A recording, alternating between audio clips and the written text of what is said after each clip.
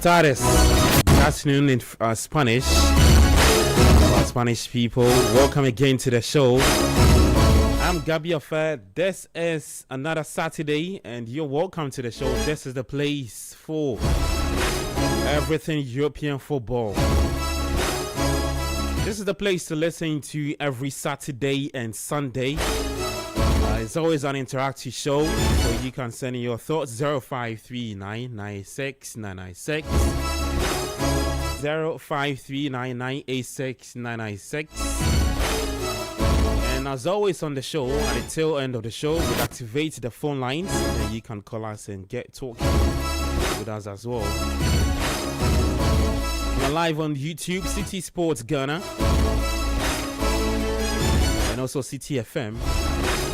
We're also live on TV, Channel 1 TV. If you're listening to us on radio, it's your favorite dial, 97.3.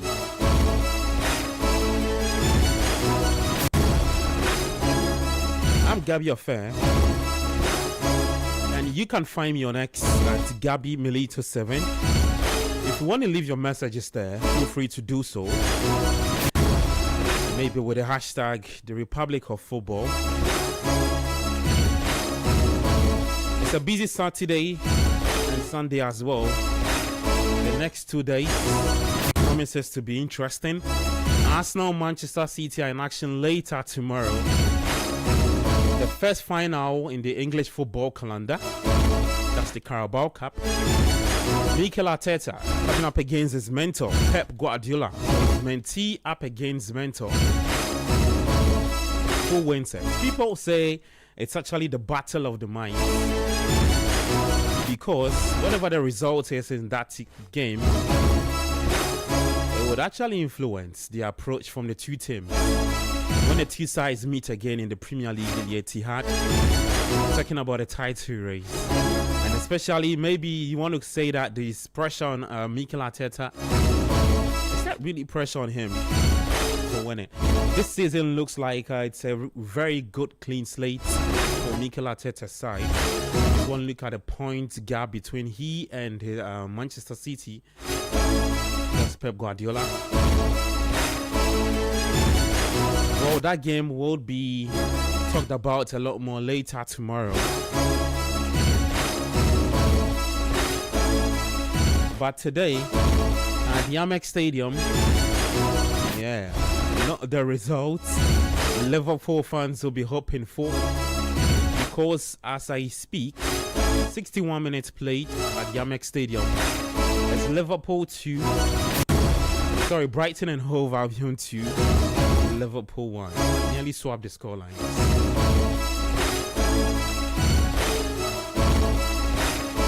That's match week 31. Then later, 3 p.m., there's Fulham taking on Burnley. Manchester City should have been action this afternoon. That game has been postponed because of the action against against Arsenal later tomorrow. The Carabao Cup final. City would have been up against Crystal Palace. And then at 5:30, there is Everton taking on Chelsea at the Hill Dickinson Stadium. Then the final game for today is at the Bramall Lane. Leeds United up against Brentford.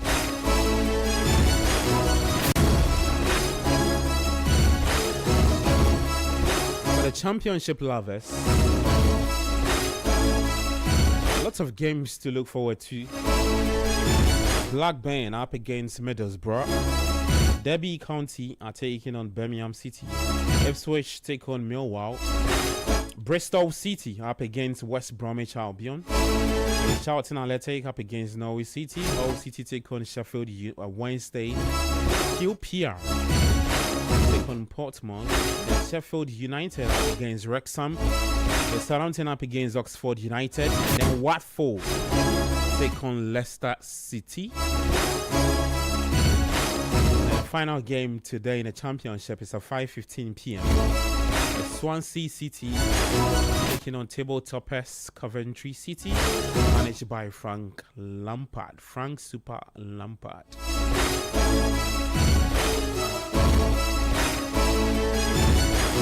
When he head to France, the French Ligue 1, Toulouse take on Lorraine at 4 p.m.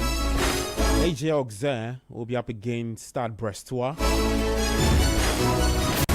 And then OG Sinis take on Paris Saint-Germain at 8:05 p.m. In Germany, there is Bayern Munich up against Union Berlin at 2:30. That's 20 minutes to kick off. FC Cologne will take on Borussia Mönchengladbach. Then Heidenheim take on Bayer Leverkusen at 2:30. Wolfsburg will play Werder Bremen. Then Borussia Dortmund up against Hamburger SV. 5:30. That's for the Bundesliga. Talking about Italian Serie A, Parma take on Cremonese. That game is goalless. AC Milan will take on Torino. 5 p.m. today. And then at 7:45 p.m. Juventus up against Sassuolo. In the Dutch Eredivisie, my interest is just one. Looking out for Ghana's Andre Ayew, who will be in action later tonight at 8 p.m. These days, Ayew plays for NAC Breda in the Dutch Eredivisie. So NAC Breda up against Zwolle.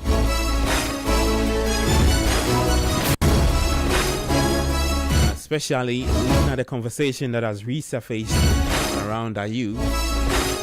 That's if he'll get into that 26-man squad that will be on that flight to the USA, Canada, and Mexico. That's why we keep in tabs on not just him, but all of the other players, right? The Ghanaian players who will be playing or who will be in action against for their respective teams. Call it the World Cup watch. Keeping tabs on how they perform. Like I said, it's an interactive show, so always join the conversation. 0539986996 053996 For the Spanish La Liga, Elche are taking on Mallorca. It's goalless. Espanyol will take on Getafe at 3:15 p.m. Then Levante will be in action. They are up against Real Oviedo 5:30. For Real Oviedo, there's Kwesi Sibo played for Real Oviedo.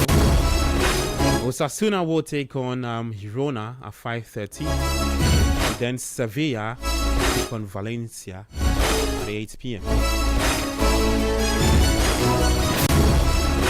So that's the matches we'll be talking about today. This is the Republic of Football 97.3. Gabby of You're part of the show, so our guys on YouTube, you can leave your thoughts there and I'll read them for you. If you want to do the WhatsApp line 0539969996, I'll also be glad to read them. Please make sure to always add your name where you're texting us from, same as when you call. Go Yao J Minta in studio with me.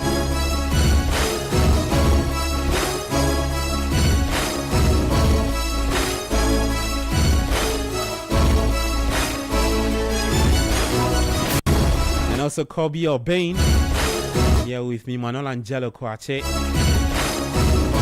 Guys to help me do this discussion today. And Edwin Kwakofi, the man behind the YouTube magic. He's always the man there, right? The graphics you see, the updates and all of that. He's the man who displays that for you just to help with the conversation. And so if you're watching us on YouTube, you know that there's that graphics to back whatever analysis you'd be hearing right here on this channel. So yeah, Edwin Kwakofi is the man there. Yesterday we had United playing Bournemouth. They played out a 2-2 draw at the Vitality Stadium. United saw red in that game but managed to hold on to that point against the Cherries. The red card went to Harry Maguire in that game when Panorama was keeping tabs on that game. So we'll start off the conversation from the doorsteps of Bournemouth and also Manchester United. We'll be looking at United's chances of securing that spot to play in the Champions League next season. And for Bournemouth, they are also in there trying to see if they can get into a place, maybe the Europa League conference next season or something like that. So, but before I get to the guys, let me just quickly run you through the table, how it's looking like. So Arsenal are top with 70 points. They've played 31 games. They scored 61 goals, conceded 22. A goal difference of 39. City are second on the table. They do have 61 points. So the graphics is on YouTube for you, so you can also follow whilst I'm running you through. That's if you're on YouTube watching us, but if you're on radio, you just have to make do with the listening. So City are second. They have played 30 games. They've won 18, 7 draws, 5 losses, 60 goals scored, 28 conceded, a goal difference of 32, and they have 61 points. So the points gap between Arsenal and Manchester City is 9 points. Third on the table is Manchester United. They have 55 points. They have 56 goals scored, 43 conceded. Fourth on the table goes to Aston Villa.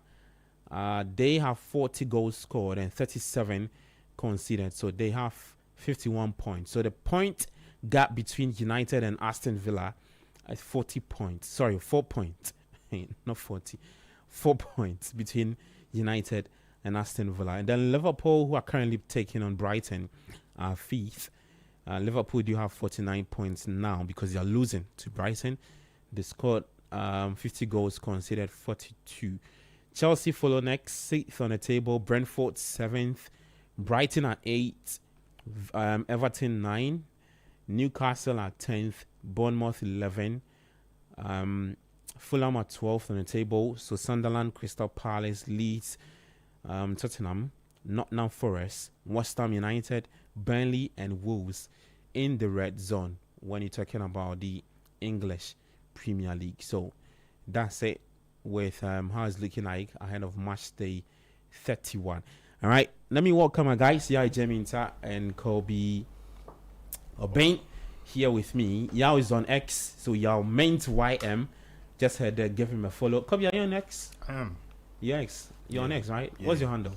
William_JR14. Okay. I hope you are aware of the name the guys have given you on YouTube, though. Oh, yes. Your third shining brother. Yeah, last week you were not here. They were asking of you, where is Shining Brother 3? I was like, yeah, he's around. Yeah, but it's good to have you. Definitely. Great to be back. Today should be good. A lot of games, really interesting games to look forward to. Buying a lot of that in action. But yeah, let's start off. I want us to start off from United's doorsteps. Yesterday we couldn't really talk much on Panorama because of the issues. United managed to get a point at the Vitality against Andoni Raiola's Bournemouth. Just your initial thoughts about the performance in general. I don't know where you want to start from, on the part of Bournemouth or United.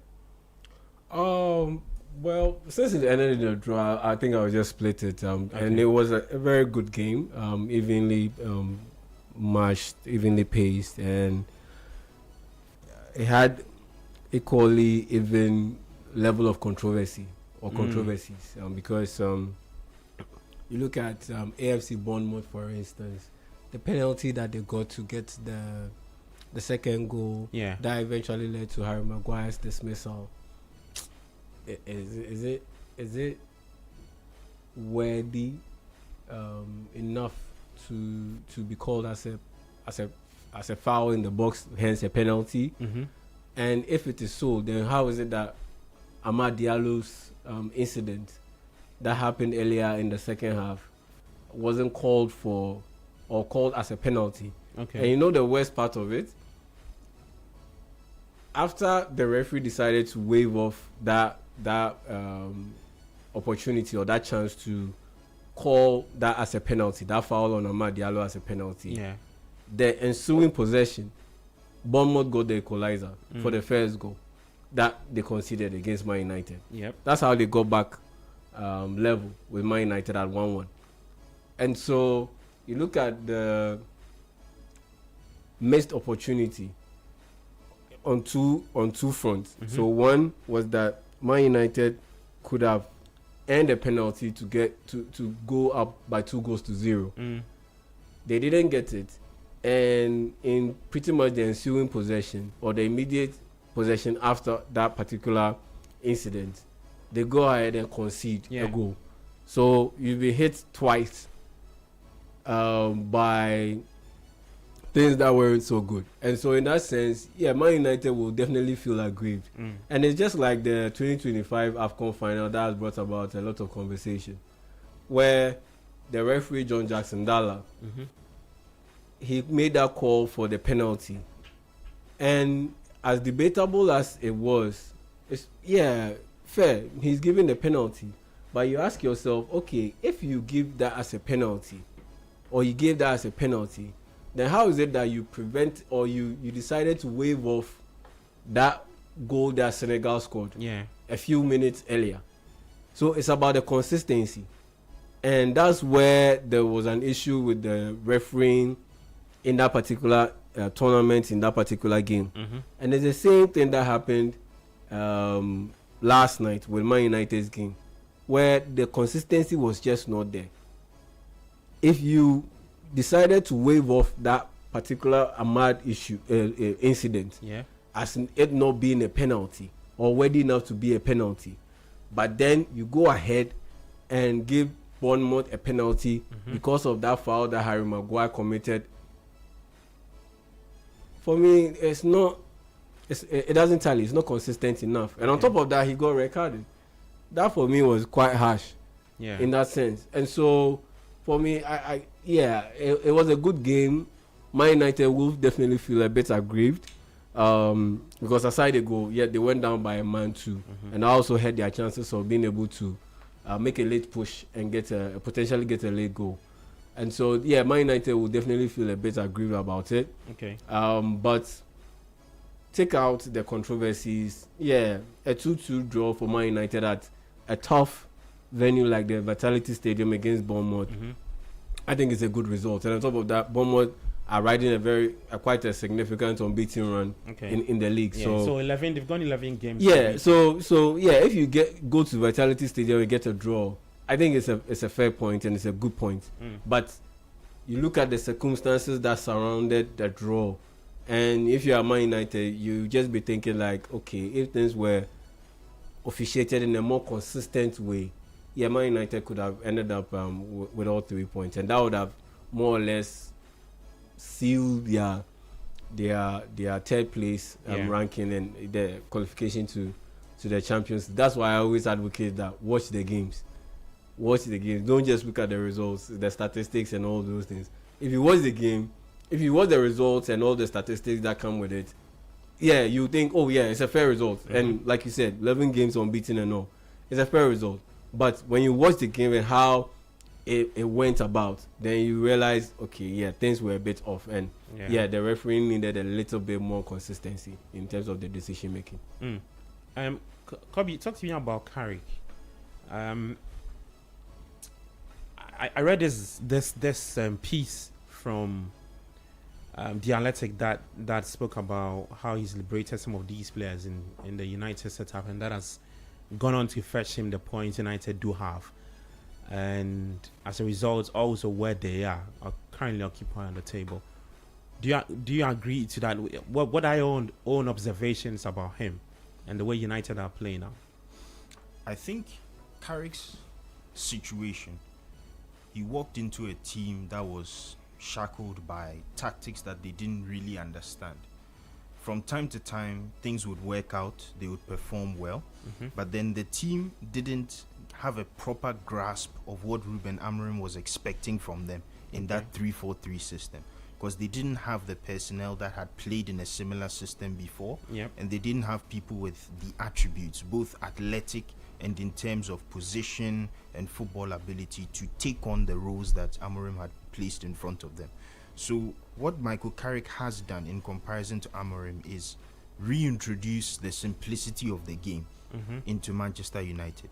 He's come in, he's observed the players, and he's put them in the positions where they function best. Because at a certain point in time, in fact, throughout Amorim's reign with this 3-4-3, Casemiro was looking quite poor. He was always ran ragged in the game. He wasn't lasting a full 90 minutes. And people will say it's because of his age and so on and so forth. But the main issue was that he was playing in a two-man pivot with Bruno Fernandes. Bruno Fernandes would definitely move forward and leave Casemiro isolated. So of course you look poor. He's an excellent defensive midfielder, but he's not Superman. So he can only do so much. And that was why results were looking poor. But now Carrick has taken them back to brass tacks. So Casemiro is the pivot. He has Kobe Menu next to him to support him. And then Bruno Fernandes has the freedom to play as a 10 and create for us exclusively. And that is it. We have a left winger, we have a right winger, we have a centre forward. And everybody is satisfied with their game time. Sesko, who more often than not starts from the bench, still comes from the bench and scores. So what Carrick has brought is simplicity. That you come in, we play to our strengths, everybody has their position, you do your job, and we win games. He's realized that football doesn't need to be overly complicated. It doesn't need to be excessively tactical. We don't need to come in and reintroduce or introduce a system that obviously the players don't understand. And the thing is, once the players don't understand you, they'll try, but it will show on the pitch. Their lack of comprehension of what you want them to do will be exhibited on the pitch. And that was the unfortunate reality at United, that every week the players would step onto the pitch, give a good effort, but would be completely unable to deliver because they don't really know where they are supposed to position themselves, how they are supposed to move. Because, I mean, so many questions. Who are the wingers? Who are the wing backs? Mbumo and Cunha, are they 10s behind Sesko, or are they 9s themselves? Are they wingers? These are all things that the fans were unsure of, and I believe more so the players. So Carrick has come in, he's steadied the ship, he's given them the freedom to play the game that they are used to and that they know, and we are seeing it. We're seeing it with these results. Okay. Question, let's talk about Andoni Iraola. He's the coach for Bournemouth. I don't think a lot has been spoken about him, what he's doing with this team. And I found that a lot of people are actually surprised that Bournemouth had gone on that unbeaten streak, 11 games and all of that. And what does it do to him? I mean, his CV, and then where he places him, especially with that conversation still hanging around about vacancies from some other top clubs and all of that. I think he's done enough. I think he's done enough to earn the consideration for the jobs. I think that's clear if you look at the consistency and the growth in Bournemouth. Because I think if you look at the clubs like Bournemouth and Fulham and Brentford, most people are used to them just they should be just comfortable being in the Premier League. Yeah. But then when you see the football that they're able to play, the talent that they're able to bring up, and the consistency sometimes in the way that they're able to play, it means that whereas it used to be a top 6 where you were consistent and it was always going to be Man United, City, Chelsea, United, Liverpool, and Spurs, if I can still include Spurs. But you were usually the teams that were challenging for the top 6, and other clubs were just unable to compete. And I think we started to notice with clubs like Bournemouth and Brentford and so on, that if you're able to invest right and get the right quality of players, it also takes you to the next level. One thing that's really important for that too is the manager. And I think you see that with with the type of appointment that they've made. You say they've gone on this unbeaten run, but if you remember, at the start of this unbeaten run, started with the winner for Semenyo against Spurs, 3-2. And before that, if I'm right, they had gone 12, 13 games unbeaten, without a win in the league. So it's actually been like a season of two halves. Well, the first half of the season, they started really well. After their performance at Anfield at the start of the season, they had a positive run, and then they went for a long stretch without a win. And then they were able to end the win, and now they've gone on a long stretch winning. So I think the only problem that he's had since he's been at the Bournemouth job is he's been a bit streaky. He hasn't necessarily been able to, always been able to put out the same, football. Sometimes it was down to injuries. If you remember last season, there was a lot of talk about how his squad was injured, and it was affecting his ability to play football. And the start of the season, and also losing some key players, because this season he's already lost he's lost Semenyo, he's brought in Ryan. Ryan has fit in seamlessly. He doesn't show even though he's yet to actually give a result to the team. But I think that some way somehow distorts the coach's plan for the season. Yeah, and if you include the fact that his whole back line was how to call it, was started last season, so losing Zabani, Kepa going to Arsenal, and losing almost all his defensive line, and Senesi is on a contract. Senesi's contract ends the season, so within the space of 1.5 seasons, he's going to have to retool the whole back line again, and that's always going to be complicated, and that's the difference between being at a club like Bournemouth and being at a team like Man City, where you can necessarily always build your squad and add players, whereas when you're at Bournemouth, it's a constant change. Because the better the players perform, the more unlikely it is that they're going to be at your club.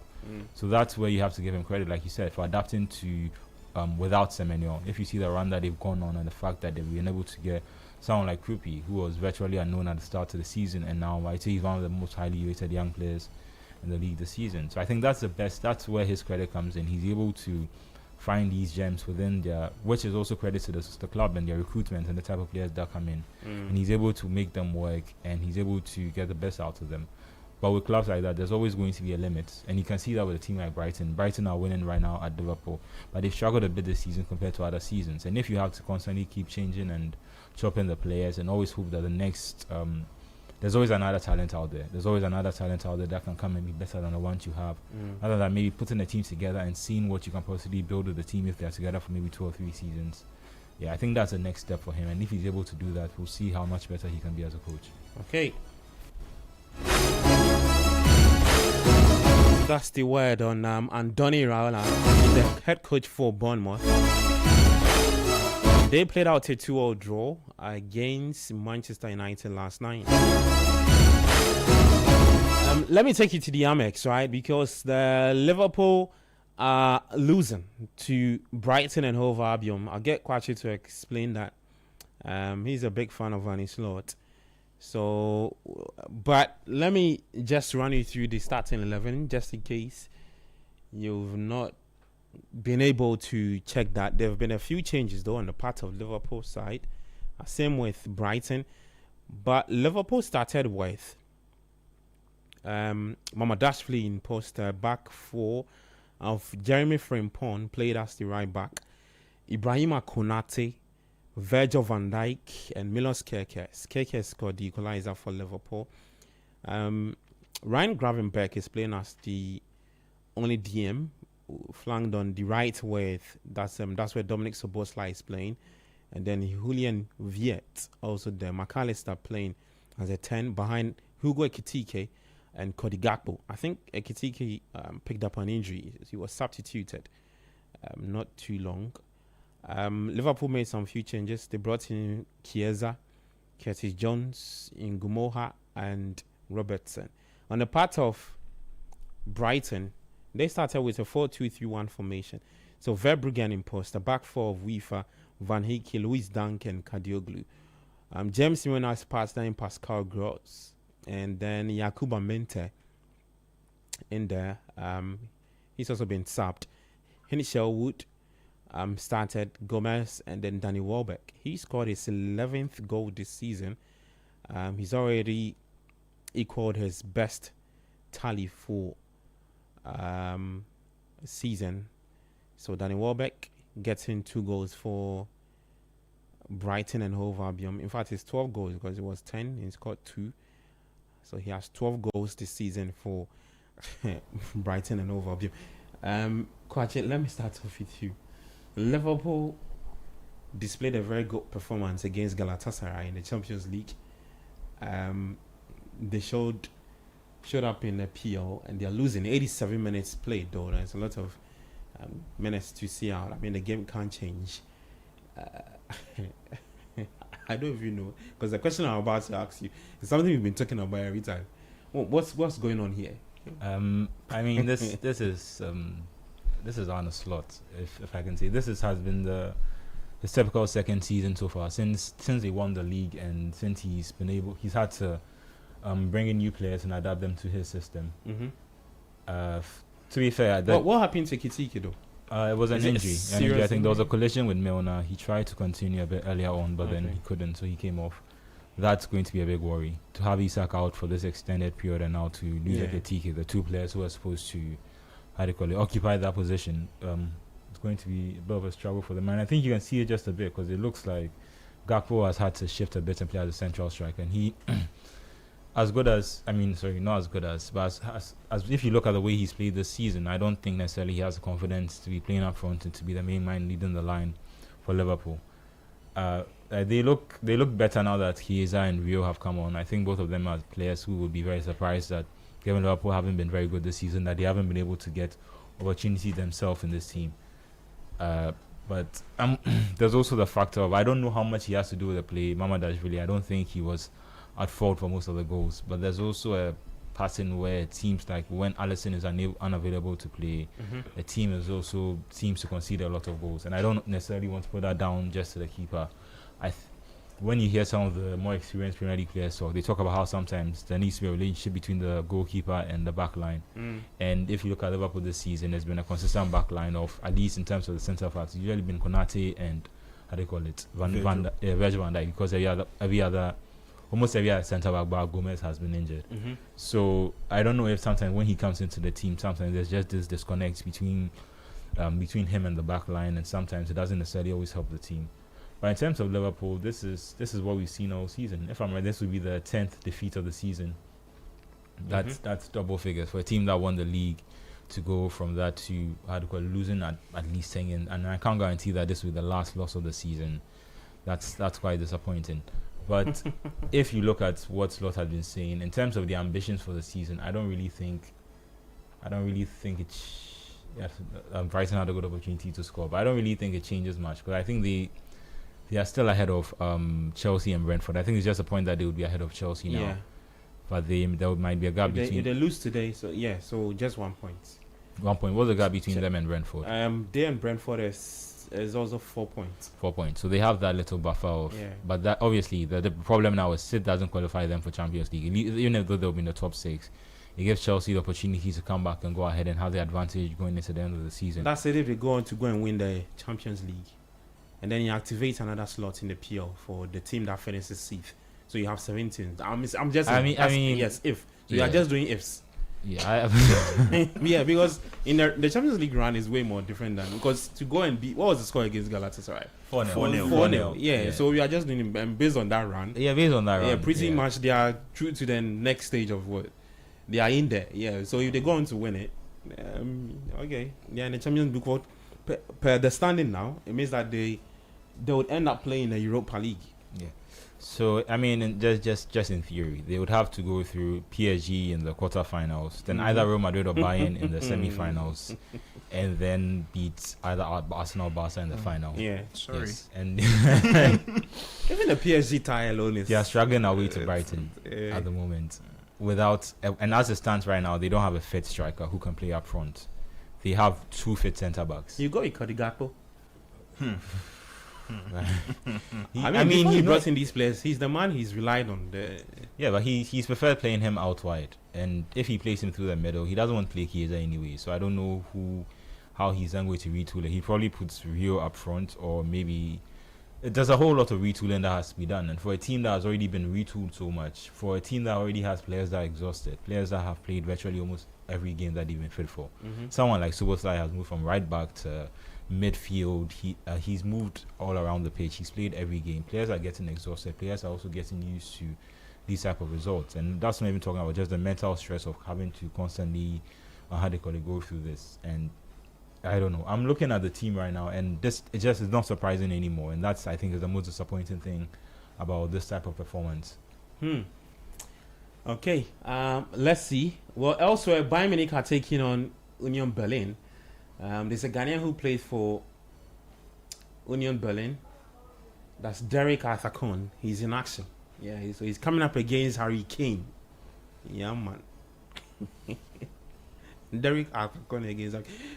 Kevin, talk to me about Slot. If this team finishes 6th or 7th and whatever it is, so they have to play in Europa or Conference League, what eye do you think the top hierarchy will be looking at him with? And do you think it would be satisfactory to say, okay, let's stay with him, let's back him more with signings, and see what he does in the following season? Bear in mind that he now has to play in the Europa League, and this is if again they failed to win the Champions League. Well, as for winning the Champions League, I think that one is far from a foregone conclusion. Even the first game against PSG, I think by then we'll know whether or not they are going to win the Champions League. I mean that's unfair. Like let's Oh no! okay, we're talking season now, but let's talk pedigree. These are 6-time European champions. PSG have won 1 European Cup. PSG have won 1 European Cup. I admit that they have probably been better in terms of form this season, but they play in Ligue 1. We both made it to the same stage of the Champions League. To immediately discredit Liverpool. So a fair chance to all the I think they teams. have a fair chance. They're definitely not favourites because PSG are the defending champions, and based on the form that they've shown this season, I don't think so. But dismiss the possibility of Liverpool winning the Champions League. It's something that Liverpool does, and I think that there's a fair opportunity if you look at if you look at the team itself or PSG. If that makes sense. They are not as good as they were last season. They have Barcola is now out for an extended period of time. Dembele himself has struggled with fitness this season. There's a chance that they get beyond PSG. It's when they get to the semi-finals that I'll be honest, I'm not sure. But then if you don't run into companies Bayern, you probably meet up below as Real Madrid. And I mean, I trust Locke to tactically be better than Charlie, you should Arbeloa. see the way Michael Olise just breezed past. Olise is crazy this season. Charlie, If there's a minute for him, on it that felt like Olise has been Afakon doesn't incredible exist on the this left season. side. I mean, the guy is a Ballon d'Or contender, so Easily. See, Chairman. yeah, I noticed. I mean, Olise is a Ballon d'Or contender. I know Yeah. a lot of people. He tried to brush that off when he I was know start. a lot of people By would, Henry. raise their eyebrows and go like, "What is he saying? Ballon d'Or contender?" But check out the number of players who have been consistent from the start of the season till this point in time. He gets And it. there are just very few Yeah. who get ahead of him. The only reason why I don't see him winning it is because of Harry Kane. Because he's creating chances, he's dribbling, he's crossing, and all of those things. But at the end of the day, who's the one at the end of it finishing off those moves? I think he has 16 assists or so. He has 15 goals and 23 assists in all competitions. 38 goal contributions. That's too hot. So if I look at him, that's a Ballon d'Or kind of guy. Yeah. But at the end of the day, I don't see him is it winning. dependent on Let's see how the World Bayern Cup do with turns the out. Champions League? I mean, definitely. If I you know, look at this era of even if Bayern Munich But I does think well with in the- the Champions League, Even with the Harry league Kane title is there. So Harry Kane is there, and Yeah. he'll definitely be a prominent part of it. And so, because of that, I don't see him usurping Harry Kane. It's just like Did you say 20 assists? yeah, 20 assists. 27. 27. 15 and 27 assists. Wow. In all competitions, In all or competitions. in the Bundesliga. In all competitions. In all competitions. So I think it's still so what? That's 42 goal 42 contribution. Well, this was according to transfer market. According to transfer market. Okay, cool. Then, if you have a situation where it's just like last year's Ballon d'Or, if you have a situation where two guys are competing for the award and they are both doing well, there's some kind of negation that comes along with it. Yeah. So it's just like Barca. Last season he had Yamal. Lamine Yamal and And Rafinha. Rafinha. yeah.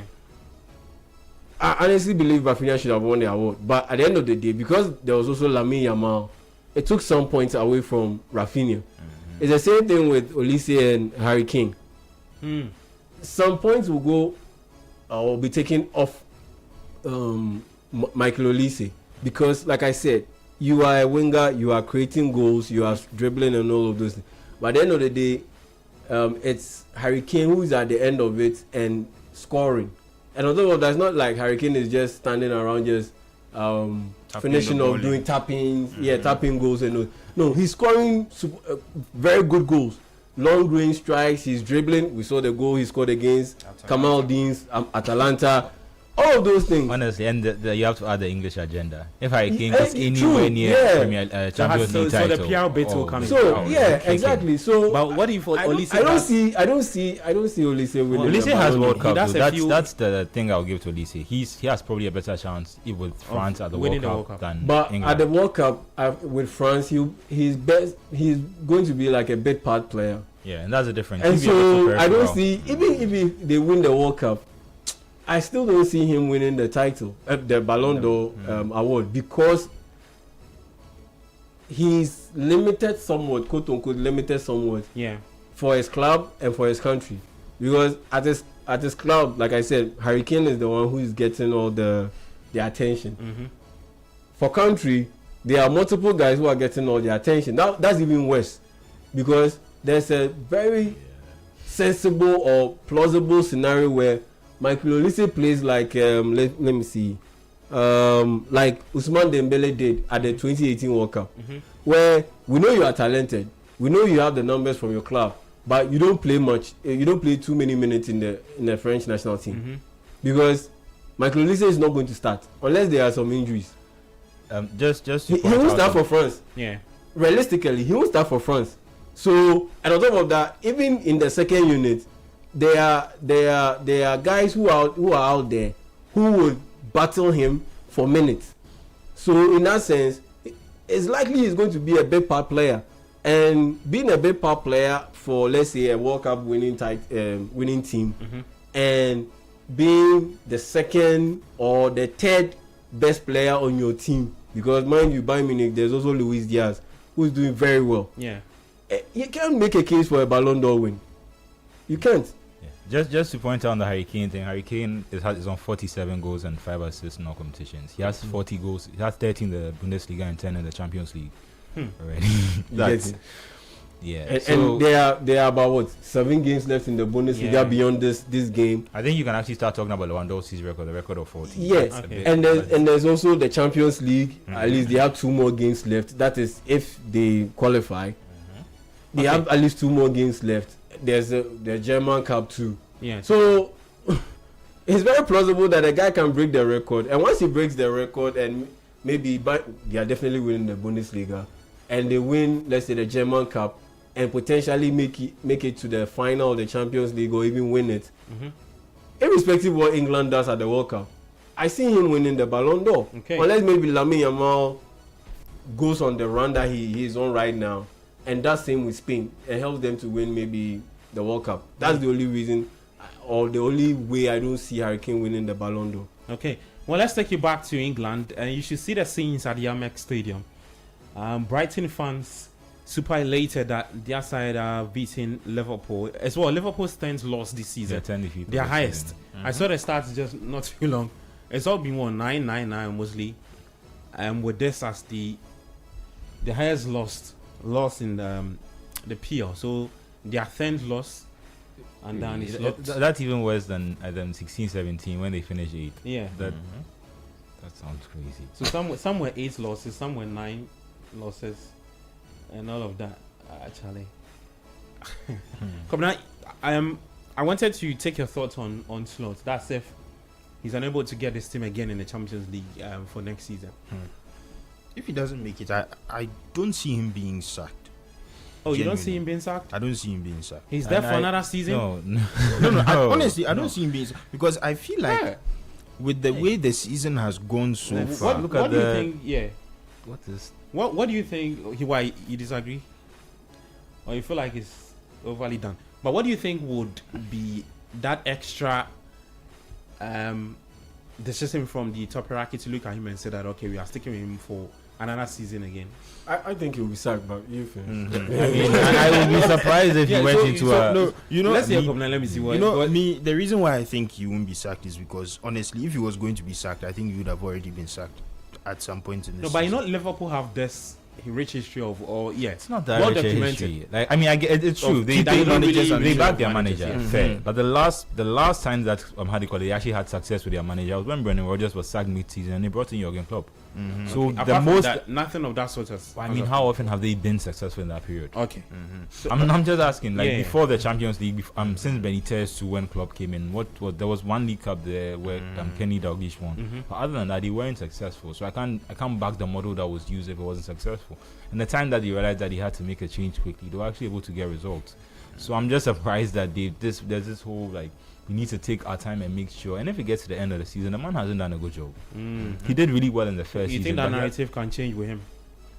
He hasn't performed well this season. And if we're going strictly and this is, I don't like using the fact that it was Klopp's team. That's not the argument I want to say. But it's true though.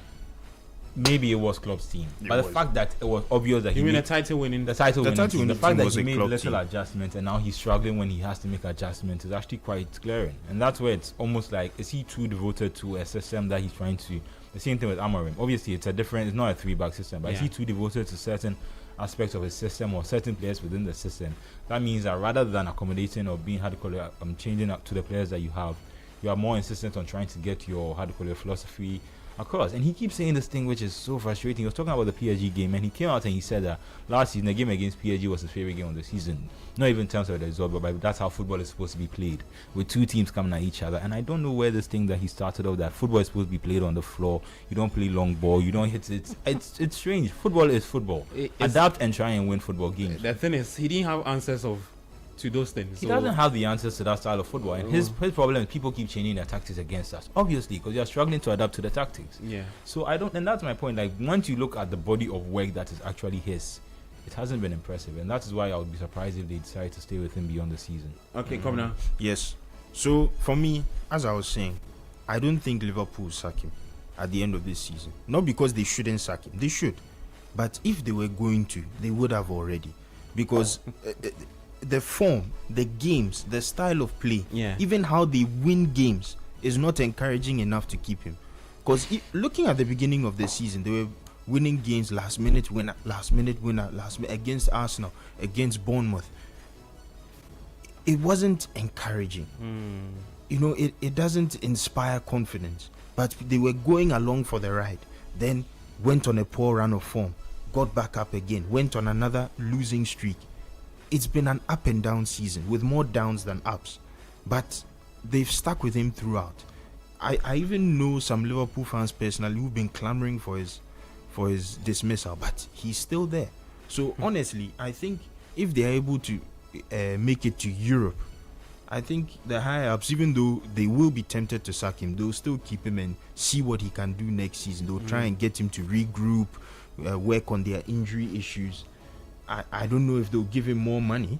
Maybe they will, but they won't be encouraged. But I think don't they'll spend keep 450 million pounds again. And apart from that, if they sack Slot, who do Liverpool hope to bring in to take? Xabi For Alonso. me, that's the main reason why I think they'll sack him, because Xabi there are Alonso. options out there. He's sitting waiting. There are options out there. And Madrid is already There out are of the picture options now. out there. Madrid is already out of the picture Yeah. now. So Yeah, so there are options out there. That's the main reason why I see They sacking him, because they've. I mean, it's so crystal clear. It's the worst kept secret that Liverpool have wanted Xabi Alonso for a while, and on multiple occasions, on those occasions they couldn't get him because he was either tied to a project at Bayern Leverkusen, or he wanted to do his dream job, which is to coach at Real Madrid. Now that dream job, he got it, and it didn't end the way he wanted it, and now he's free. Now he already won the Bundesliga title with Bayer Leverkusen. That is he won the German Cup. He has upgraded his CV. He won the German Cup, and so that project that he was involved with at Bayer Leverkusen, it ended in success. You get it? So that project is complete. He got Bayer Leverkusen to win the Bundesliga for the first time. Yeah. That project is complete. Then once you are done with your project, you go do try to self-actualize, which is to get your dream job and be successful with at your dream job. Yep. Which is Real Madrid in Xabi Alonso's case, and unfortunately it didn't work out. So now that you sorted out those two issues, and now you are free. And Liverpool have a very good and impressive collection of talent, and they come for you and you are interested. You are a legend of the. Can I say he's a legend of the club? Yes, he's a legend of the club. Yeah. At the end of the day, they won the Champions League. So yeah, he will definitely be a legend of the club. Once you get the chance, why wouldn't you go? Why would you say no? You get it. So I look at that Liverpool bit and I see why Arne Slot will get sacked, because unless maybe he wins the Champions League, even the FA Cup, would it save him? Maybe. He wins the FA Cup and qualifies for Champions League. If he wins the FA Cup and Champions League, it might save him. But to what extent? That will mean that they've given him like 3 months for the next season. Yeah. That means they've given him 3 months for the next season. But if he wins the Champions League, that's another full year guaranteed. No matter what happens the following season. That's that's another full season guaranteed. But if he doesn't win it, and let's say he wins the FA Cup and qualifies Liverpool to the Champions League, that could buy him some time, but just a little bit. Okay. If he wins the FA Cup and doesn't qualify to the Champions League, oh yeah, he's a goner. It will just be like Man United's case with Louis van Gaal. Yeah. You won the FA Cup, but you didn't qualify the team to the Champions League. And so, yeah, you brought the silverware and the laurel, but you didn't bring the money. Because the Champions League is where you are going to get the money. Yep. So, in that sense, And if you don't qualify, that's when you have your players, some of them pulling their legs. Yeah, those things. So in that sense, you know what? It's best you leave. So it depends, but most likely 8 out of 10 he'll get sacked. Okay. Unless, like I said, he either wins the Champions League or he wins the FA Cup and qualifies the team to the Champions League. Even if he wins the FA Cup, just that, and Liverpool fails to qualify to the Champions League, he'll get sacked. Because there's Jabi Alonso there, there's Andoni Raiola there. We just talked about how impressive he's been with AFC Bournemouth. Yep. Why not going for him? And so in that sense, yeah, I don't see Andy Slot lasting long at Liverpool. No, I don't see it. Okay. I'll try and see if we can get some messages. 053996 053996 996. Let me take some of them on YouTube, and then we'll go for our first break. When we come back, we'll talk more about the next game, and also look at Bayern's game against Union Berlin. That game should be really good. Let me take some messages on YouTube. Raymond Decoder says, first person to listen. Okay. J. Keck says, Liverpool playing like they have cement blocks tied to their waist. They can't even run. Okay. Kweku Joshua says, hey, Liverpool, please. J. Keck says, VVD is just standing there like a choir director. Okay. I just saw a shirt that looks like that of Numo. Is he in the studio? Okay. He says, shout outs to Shining Brother 3. Gabi, I think you should consider bringing Shining Brother 3 to Panorama. Okay. Newtown Comics 315 says, hey, Liverpool, I can't. May it long continue. But to be really honest, Arne Slot is not even a decent coach, let alone a good one. What's all this? Okay. He goes on to say that, is the Liverpool board really happy with this? This is terrible. Liverpool is looking clueless in this game. Main point. That's the another thing. He has he looking clueless. Not finding out he's not been able to impact the games enough from the bench too. Yeah. And like that's the thing. If you look at this, it'd be very surprising to find a board that looks at this and is pleased with his performance. And the part that is very key is Klopp was never back like this. If you had given Jurgen Klopp this money, I think he could have gone to he would have cooked more than I think he could have gone to Guardiola if he wasn't always having to struggle with his backline sometimes. If I look at his backline, the most expensive player he probably got was maybe Timeka. I mean, was Van Dijk. Yeah. Definitely Van Dijk. But if you look at the players around him, Gomez, Konate is, I mean, we see Konate now, like, how do you call it, Shimikas, Robertson. Yeah. These are, how do you call it, Trent. These are players that were not acquired for a lot of money. And obviously, they needed to shine the project by getting certain key players. And you know the story about how the Coutinho money was spent on Virgil and Van Dijk and Alisson. They had to generate the money that they spent. So I think it's slightly unfair, and I don't think it's the same bar that's being used. If you are going to not back your previous manager to this extent, and then once you back this manager and he's not able to perform, you still are so pleased with that performance. And I don't think the standard should change at Liverpool. All right. JK says Olise has Harry Kane feeding off his assist while Yamal has Ferran Torres. Okay. Sid Kwame says Warbeck cooked Liverpool. JK says Olise doesn't stand a chance of winning the Ballon d'Or. All right. It says Sid Kwame, but is Olise in the Ballon d'Or? Okay, so the guy is having a conversation also on YouTube. The Ballon d'Or conversation. I mean, aside Harry Kane and Lamine Yamal, who else is? Sid Kwame says Salah and VVD got contract extension. I just wanted to use a similar example. how Neymar felt when he was at Barca with Messi, and how, in his understanding, if he ever thought he could win the Ballon d'Or, he could never win it at Barca, because if they ever were successful, all the credits would go to Messi. I look at Ulisse and Bayern in a slightly similar way, with the point that he made about Kane, and I wonder if there's a point where he can also take on the mantle of being the main guy at a team. Okay. I don't know whether that, and I don't know what team that would be. I don't know whether that's Barca. I mean, obviously that can be at Barca, and I doubt it can be at Real Madrid. Yeah. And clearly, it's not at Bayern. So I don't know. Maybe there's a Premier League team, or maybe there's a. Harry Kane is also growing older too. So, but there needs to be a point where he needs to be the main guy for the team, and that will also reflect. That will also impact how he's viewed for these type of awards. Okay. Well, we could make that argument if Harry Kane weren't such an all-round player. If he was someone who were just standing in the middle, like, a sort of Haaland player just waiting for the ball to come. But he's to also him. sometimes creating, Exactly. Yeah. Going around the pitch, creating from deep, playing as You Yao see the said last goal, earlier. the last goal he scored, the way he weaved his way through the defenders Exactly.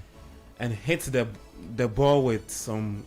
Yeah, imagine the goalkeeper in a. So not only is he feeding off of Ulisse's assist, he's creating goals for himself, he's creating goals for others. So this is an all-round player. So if you add goals plus assists, creativity, dropping deep, long passing, short passing, I think, yes, Ulisse, we can say maybe he'll finish top 3 or top 5 in the Ballon d'Or. But then in terms of him actually getting close to the top where we expect Harry Kane to be, that to be a different matter altogether. We'll need him to have an excellent World Cup run. Okay. And we need England to heavily underperform for Ulisse to have a shout of actually winning the Ballon d'Or over Kane.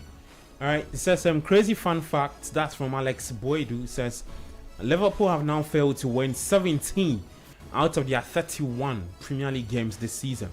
They have spent £450 million in the summer and are currently 5th in the table. Okay.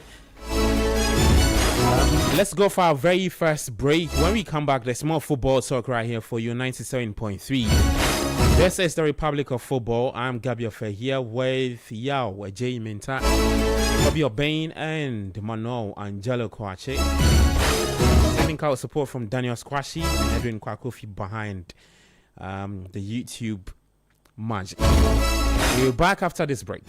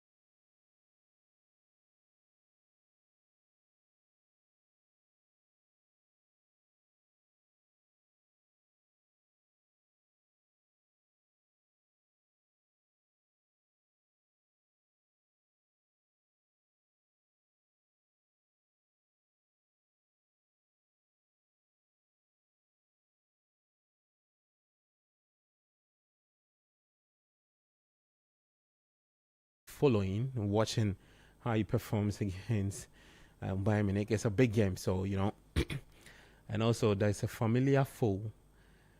Arthur Con is facing. He might probably face C again when it exercise me. That's Ghana and England. That's if he gets to start. Yeah, but speaking of England, right? This is what we want to do today. And I want you to jump onto that conversation as well. So, it was on Friday, right? It was on Friday. The squad was released. 10 a.m. 10 a.m. Sharp. Sharp. Thomas Tuchel releases 35 man squad for. He says you break it into 2 camps. Yeah, they'll be taking on Uruguay and Japan in the friendlies, just like the Black Stars will also be taking on Austria and Germany. Tuchel named a few players. Some of the players that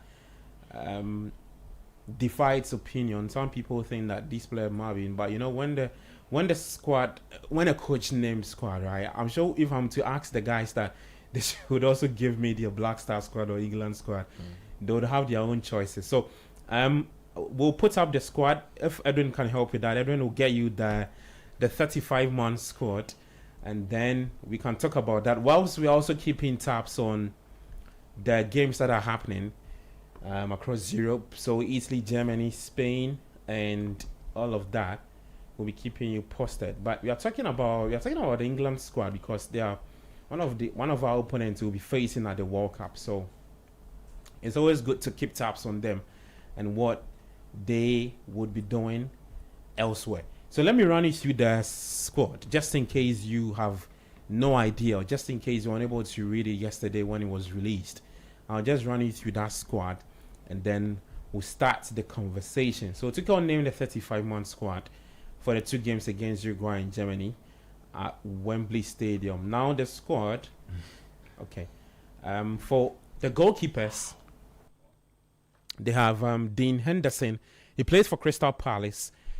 Jordan Pickford is Everton's goalkeeper. Everton will be in action later today against Chelsea at 5:30 p.m. What's that? Is that Rubindi? Is that what's the child's name? Oh my goodness! He didn't miss that. Well, I think he didn't. Yeah, he didn't have a last look at the. After he went around the goalkeeper, he dragged it. Wow. He just picked up his head a little bit. No, but who was the one with the white band? Is it Luis Diaz? Serge Gnabry. What's wrong with the headband? Yeah. I think he has a head injury. Oh yeah, that's what I'm confused with. Okay, I hope it's not that serious though. Yeah, so Bayern Munich have missed a very big chance against you. He missed quite a few. You saw the one that Carl had. I think that Carl had a tap in and he. It looked much easier to score, but then he hit the post. Yeah. Very strange finishing. Okay, so Jordan Pickford plays for Everton. James Trafford, Manchester City. Aaron Ramsdale plays for Newcastle United. Jason Steele, Brighton and Hove Albion. The defenders has got Dan Burn, plays for Newcastle United. McGahey plays for Manchester City. Lewis Hall of Newcastle United. Ezri Konza plays for Aston Villa. Tino Livramento, Newcastle United. Harry Maguire, United. Nico Riley plays for Manchester City. Jarrell Kwanzaa of Bayer Leverkusen. Jet Spence, Tottenham Hotspur. John Stones, Manchester City. Fikayo Tomori plays for AC Milan, all the way in the Italian Serie A. Midfielders, they've got Elliot Anderson, plays for Forest. Jude Bellingham, Real Madrid. James Garner plays for Everton. Jordan Henderson plays for Brentford. Kobe Mainu played for Manchester United. Declan Rice of Arsenal. Morgan Rogers, Aston Villa. Adam Wharton plays for Crystal Palace. And then the forwards, they do have so Jared Bowen plays for West Ham United. Dominic Calvert-Lewin, Leeds United. Eberechi Eze of Arsenal. Phil Foden plays for Manchester City. Anthony Gordon of Newcastle United. Harry Kane plays for Bayern Munich. He's in action for Bayern as we speak. Noni Madueke is of Arsenal. Cole Palmer of Chelsea. Marcus Rashford, Barcelona, loan from United. Bukayo Saka, Arsenal. Dominic Solanke of Tottenham Hotspur. So that's your 35-man squad for England. Their head coach is Thomas Tuchel, so they are prepping also for that World Cup, taking on Uruguay and Japan. England will be taking on Ghana. in the World Cup. Let me start off with you, Yao. I know you have a lot of things to say. Though. I don't know which department you want to start from. Obviously, the attackers and the midfielders. Maybe you want to merge them into one, and then we can see. But any surprise omission in there, or you think that omission? Yeah. Surprise omission. I mean, you can't go without mentioning. Oh yeah, Bayern Munich have scored. Okay, so Michael Bayern. Olise. Oh, Charlie, easy. He had the word, the same one. So Bayern, you have their first goal. Michael Olise, that should be what his 18th goal for in all competition for Bayern Munich this season, giving giving Bayern the lead. Did Harry Kane assist? I have to see it again. But another impressive thing about Olise is the number of games he does it in. You know, some players have habit of picking up a double or a hat trick. So the play started just around the center circle. It was a long pass from the defender. Olise traps that. Charlie. Is that Derek Athakon? No, that's not him. Athakon is the one behind. Yeah. So, no, it's not him. Athakon was the one now coming. But yeah. But you see, that's the thing about Olise. Goretzka with that beautiful pass. Yes. That's gone. Look at the take from him, bro. Charlie, this guy needs to get proper PR. I'm telling you, like, he's a really German good league, footballer. There are some. You see, the German league, Italian league, even the Spanish league. Yeah. There are some very good players out there who don't get the kind of PR. A lot of players in the EPL get. Olise would need to change that. For instance, before he got injured, Jamal Musiala. Yeah. I'll pick Jamal Musiala over Bukayo Saka any day. But it's a very tough sell. Yeah. It's very difficult to sell that whole notion that, Jamal Musiala is better than Bukayo Saka. Yeah. You get it. It's very tough to make that sale. But if you really think about it, he's better than Bukayo Saka. But he's injured this season pretty much. He hasn't played much. Mm-hmm.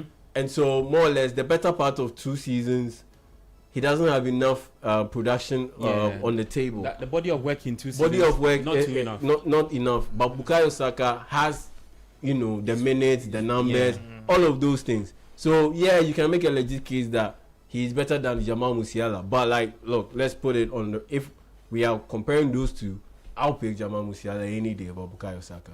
Even Olise, when you look at him when he was at Crystal Palace, there was a lot of talk about Eze. But I would argue that if you look at their productivity, because Eze was good, Eze showed up in crucial moments. Yeah. But in terms of his numbers and his productivity, I would argue that Olise had better than Eze. I think it was one of even the reasons why he exited first before him. Mm-hmm. Because he was mostly, I remember in games when Palace needed something extra from maybe so an individual. He was the one doing that with a free kick sometimes. That free kick he scored against Man United. Yeah. I can never ever forget that free kick.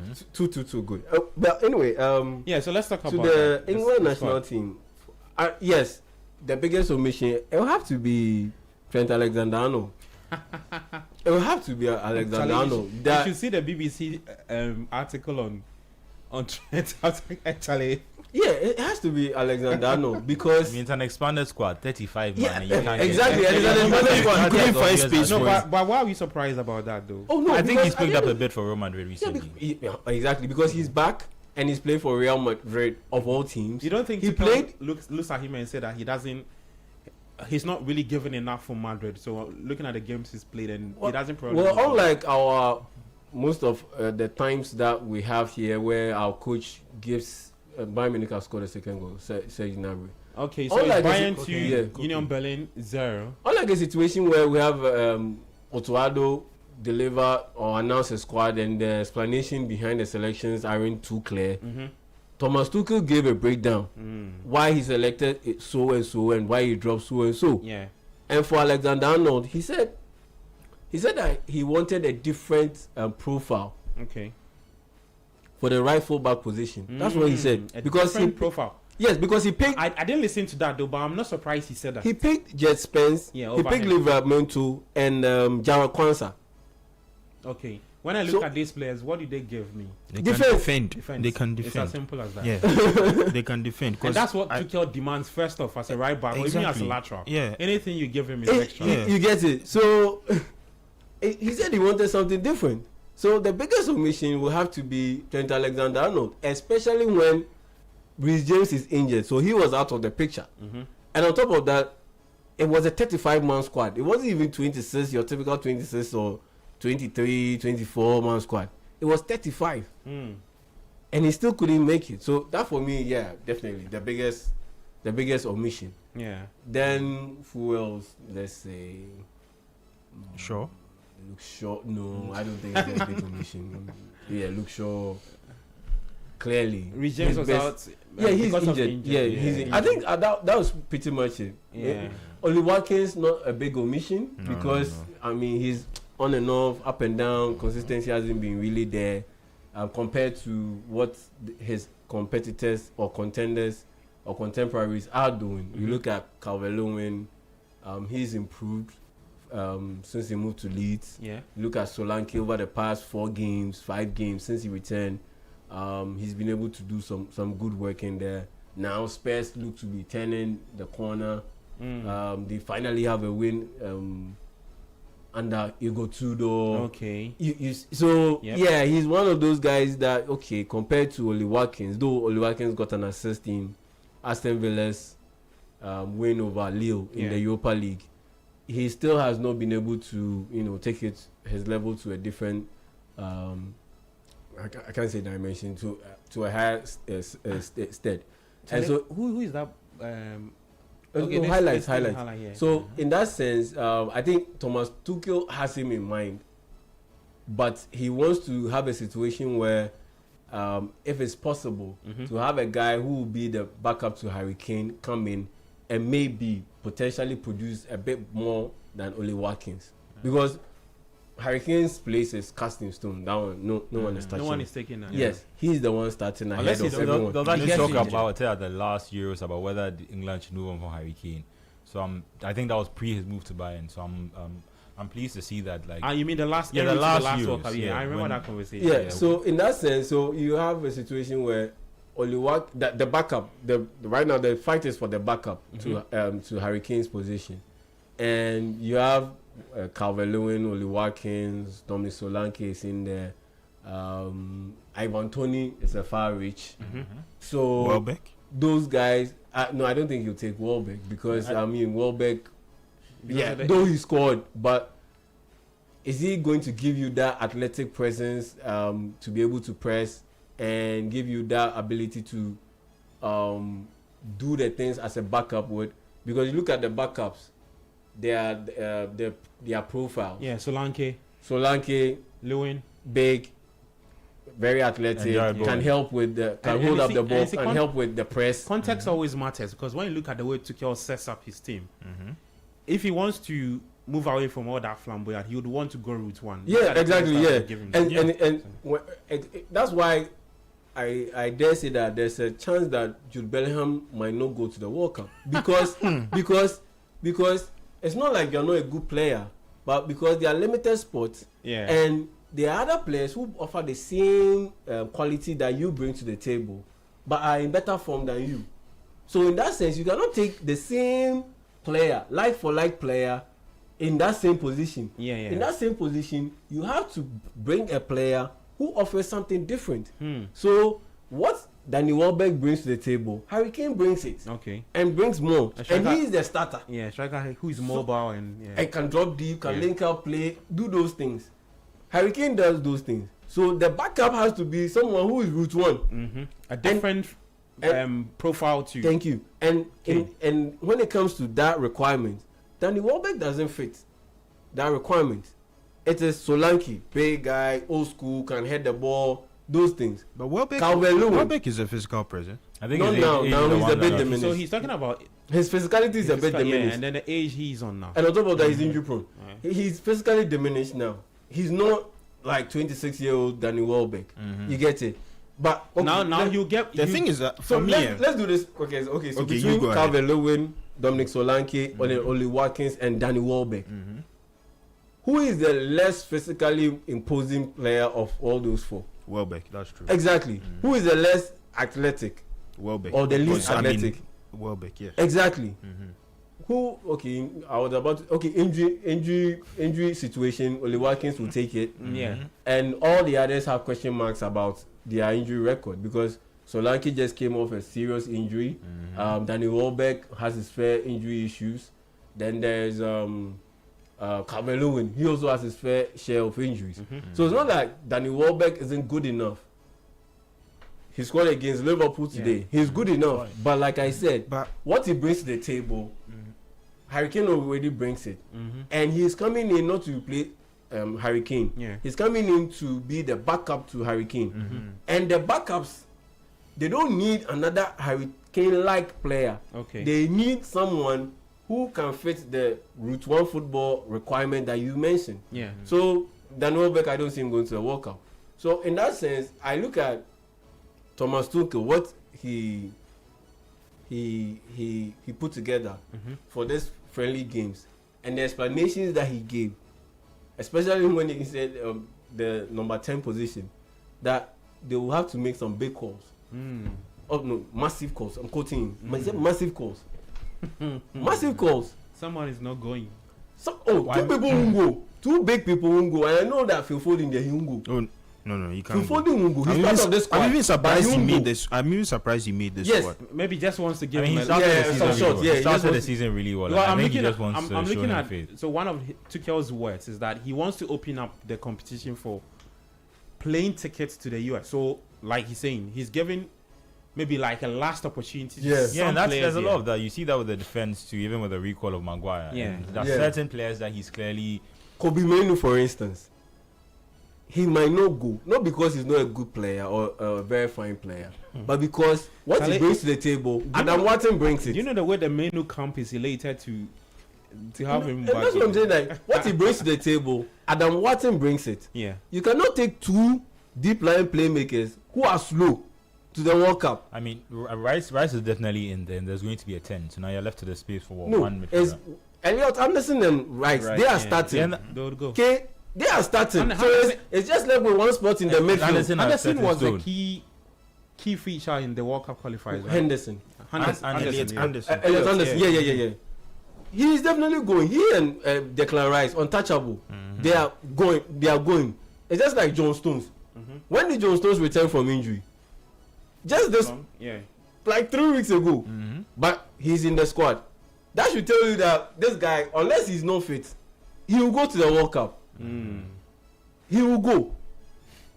Unless he's not fit, he will go. Reece James, unless he's not fit, he will go. Like, it's cast in stone. Those ones, untouchable, is there. Unless he's not fit, he will go. So, you look at the number 10 position, and even that midfield, Kobe Mainoo, there's no way Tuchel will take two central midfielders who are slow. It will be between him and Adam Watson. And then you have a situation where there's Jordan Henderson to come in as an Elliot Anderson replacement. Okay. Or maybe Morgan Gibbs White. Those people. But yeah. So Adam Scott. Yes, the Bournemouth guy. Alex Scott. Alex Scott. Yes. Yesterday you saw him. Man of the match. Top level performance. Excellent. That kind of guy.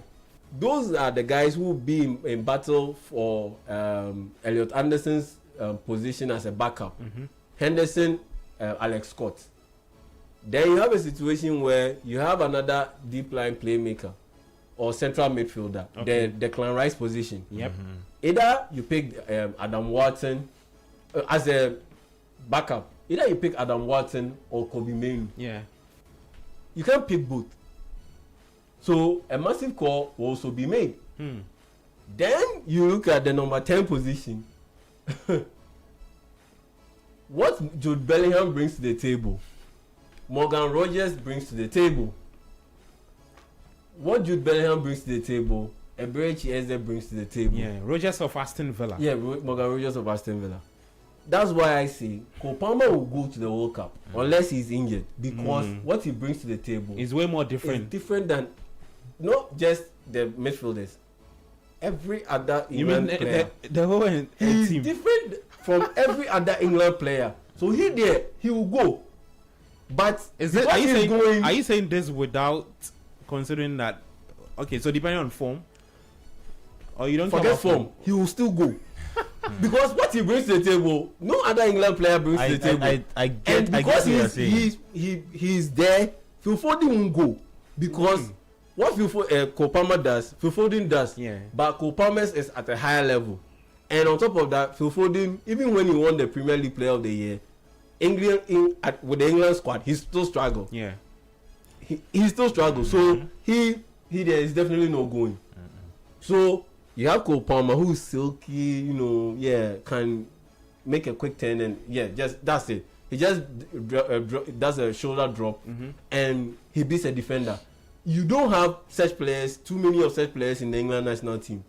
So because he's going, Foden won't go, and because Cole Palmer is there, you have to bring in a guy who is a power runner like Morgan Rogers or Jude Bellingham. Okay. And they have quality, and you can't take those two. One will have to be dropped. Eberechi has a little bit of a shot, but even he will be operating as a winger. That's where his future lies in the team. If he used to go to the World Cup, other than that, the central midfield, as in the number 10, if it's down to that, he won't go. His best option will be to operate as some winger, some sort of a winger. That's his best option, and that one it will have to be on the right, because behind Bukayo Saka there's Jared Bowen. I mean, and Eberechi can beat out Jared Bowen to that spot. That's the only way he will go. So that's how I see this team panning out. Yeah. So Sweet Kwame also just drew your attention to the question I asked about Palmer. He was saying that Palmer also struggles in the England team too. No. I mean, if you use the evidence of the Euro final and the impact he had when he came off the bench, I think I don't think Off that. the top of my head, I can No, give you forget even the Euro final. Even the lead up to the Euro final. No, those 12 minutes that he was coming off the bench under Gary Southgate, he was making impact. Yeah. Apart from that, I can even give you 2 games that he didn't even start those 2 games. He came up from the bench and Palmer performs for England. Kobe, let me take your thoughts. Just want to make it snappy on the England convo, and then I don't know which department you want to take it from. To be honest with you, Thomas Tuchel, he gave us his explanations. We understand. Yeah. But for me, I would have been very happy if Danny Welbeck were considered for this team. Okay. Now, I really paid attention to what Yao said, and I agree with most of his points. There are people who are more physically imposing. There are people who would be better suited to a long ball system. But looking at even looking at the group stage, right, for England, I don't think there would be any game, even though, yes, I mean, being in a group, Ghana, Croatia, Panama, I don't think there's any game where they would resort to long ball. I think they would still try and play throughout at least the group stage. Build from the back, try and connect the passes. It's not dependent on the opponents. But they are building this team not because of the group stage. They are building it because of quarterfinal. Maybe we'll get to the final. But the thing is that, so it's, of course, is it not dependent on the opponents they face? Yes, but as we said, our expectation is that our number 9 is going to, at least their number 9 is going to be Harry Kane throughout the tournament. If they had their way, he would play all 7 games if they make it that far. But looking at the form that Danny Welbeck has been in this season, I think Thomas Tuchel needs to take full advantage of that. Because Danny Welbeck, honestly, looking at his career, this might be the best football he's played. His movement is very sharp for someone of his age. He's scoring a variety of goals from the inside the penalty box. He scored some free kicks, some headers. So looking at the body of work, the collection of goals he's able to score, his catalogue, the different attributes that he's shown, his technical ability, his ability to create space for himself with a single touch, and so on and so forth. He's become more complete as he's aged. And I think England should take advantage of that if this will be even his very last tournament for England. Because if we are expecting Jordan Henderson to go for the World Cup, this is form and experience combined for you. Exactly. I really think Welbeck should be considered. Apart from that, I mean, with Trent, defensively speaking, he was never going to get, because even now that he's playing for Real Madrid, if you watched their game against Celta Vigo, Madrid won. But then looking at the goal that Celta Vigo scored, he was so, I don't know, he seemed so disinterested in competing for the ball. The goal came from his side. Most goals that come in teams that Trent plays for. Because if you are a defender and most of the opposition's attacks come from your side, that sends a message about you that there's a major issue. And when it comes to right backs who can attack and defend, even though Trent has a higher volume of productivity when it comes to the attacking side of the game, we need a balance. Thomas Tuchel has always been a fundamental sort of coach, and that is why he's been so successful and he's so highly respected in football, because he places preponderance on the fundamentals. So a coach like Thomas Tuchel would not sign an Onana, because Onana is good with his feet, but he's not very good with his hands, and he's a goalkeeper. So I think for that, it's justified for Trent Alexander-Arnold to be left out of this squad. For someone like Luke Shaw, he's played almost the whole season. I don't know whether he's in Thomas Tuchel's plans or he's thinking of keeping him out. But at the end of the day, whether Luke Shaw goes or Luke Shaw doesn't go, there will definitely be people who can take up those wing-back positions. In midfield, in terms of who stays in the squad and then who ends up, moving out, it's a flip of a coin, honestly. It's a flip of a coin. In a 26-man squad, how many midfielders can you really squeeze in there? And at the end of the day, for a 7-game tournament, at most 7 games, you would try and keep your midfield as consistent as possible. So we know that Declan Rice will be there. We know Elliot Anderson will be there. And I think Cole Palmer is nailed on. I think Jude Bellingham is nailed on as well.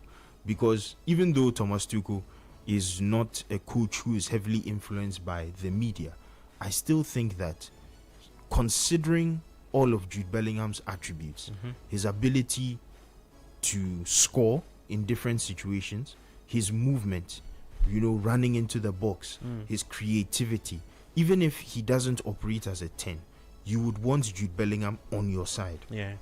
Especially when there are tight situations, when they need a goal in the last minute. He's proven himself, very efficient in that in that crucial period of time. He's not someone who shies away from pressure. He's not someone who disappears when things are tough. And that's not something I can say for any of the other number 10s, maybe with the exception of Morgan Rogers.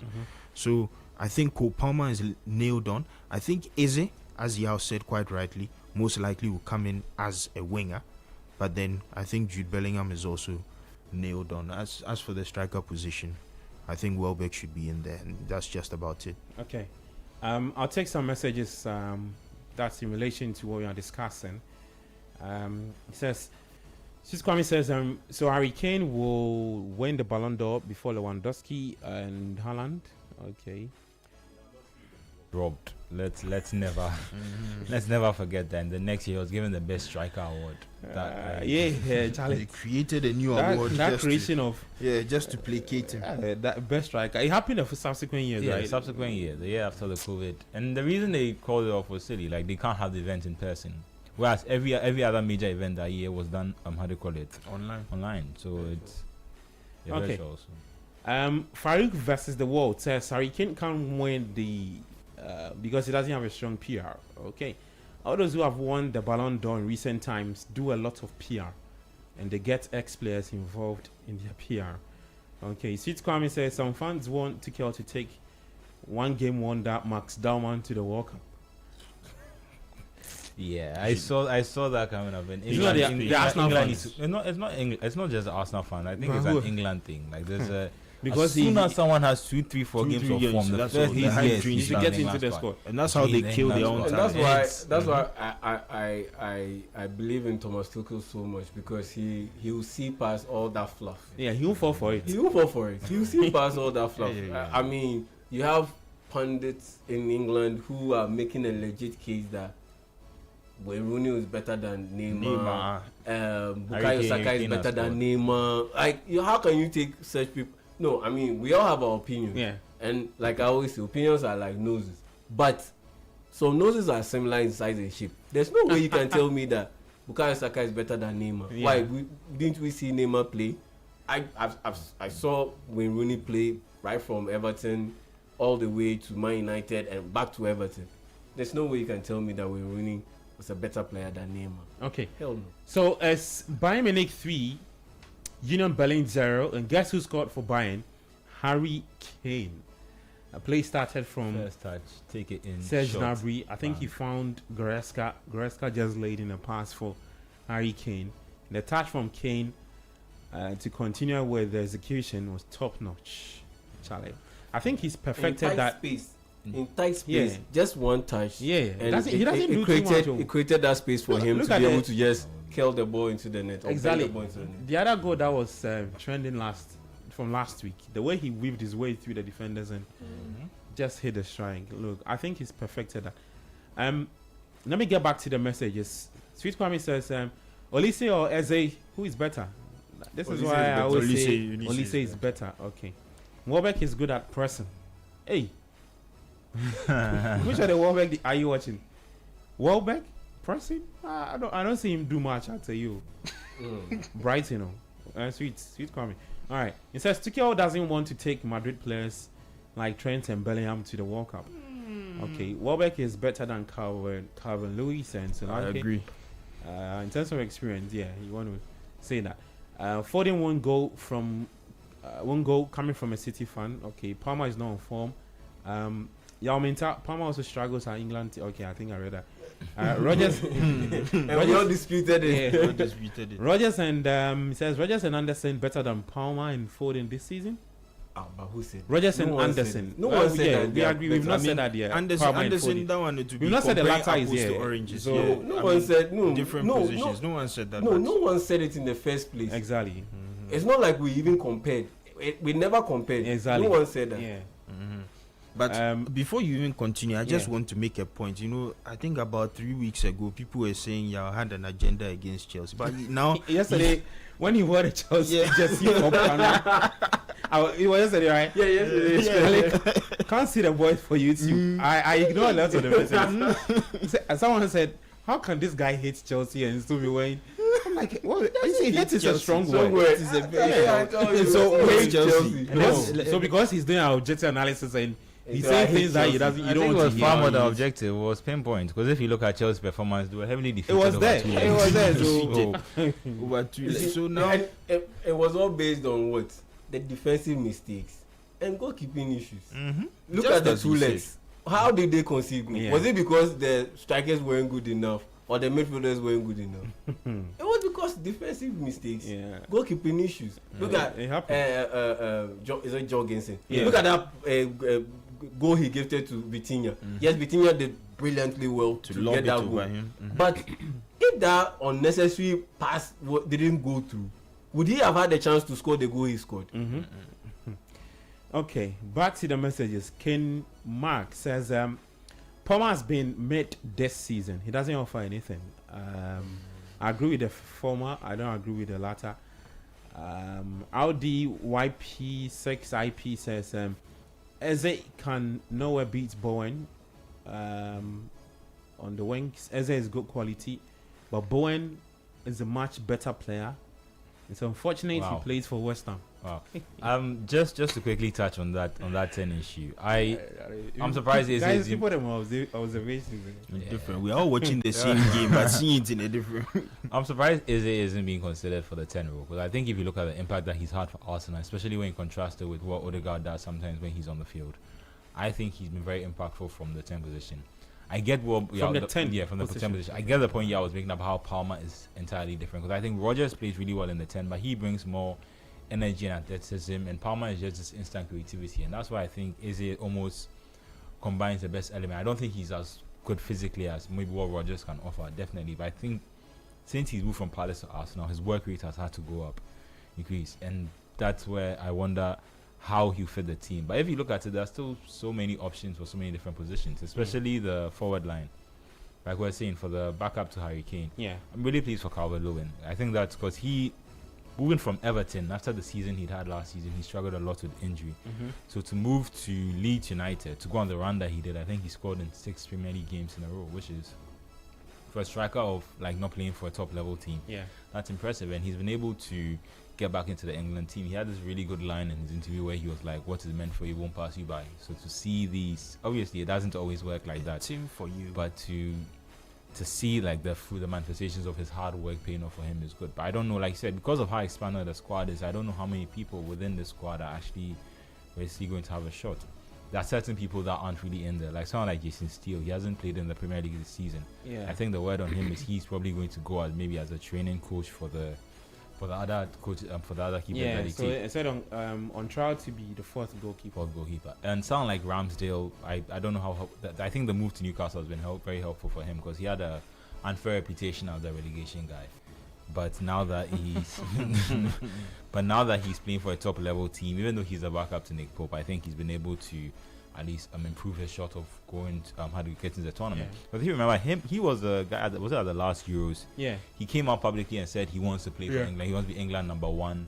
And that's when David Raya came in. He didn't really play for Arsenal again. And since then, his international career has sort of gone completely downhill. So to see him, but like I keep saying, this is an expanded squad. This is just trying to cover cross all T's and dot all I's, just to make sure that anyone that we're considering who we think has a chance is in there.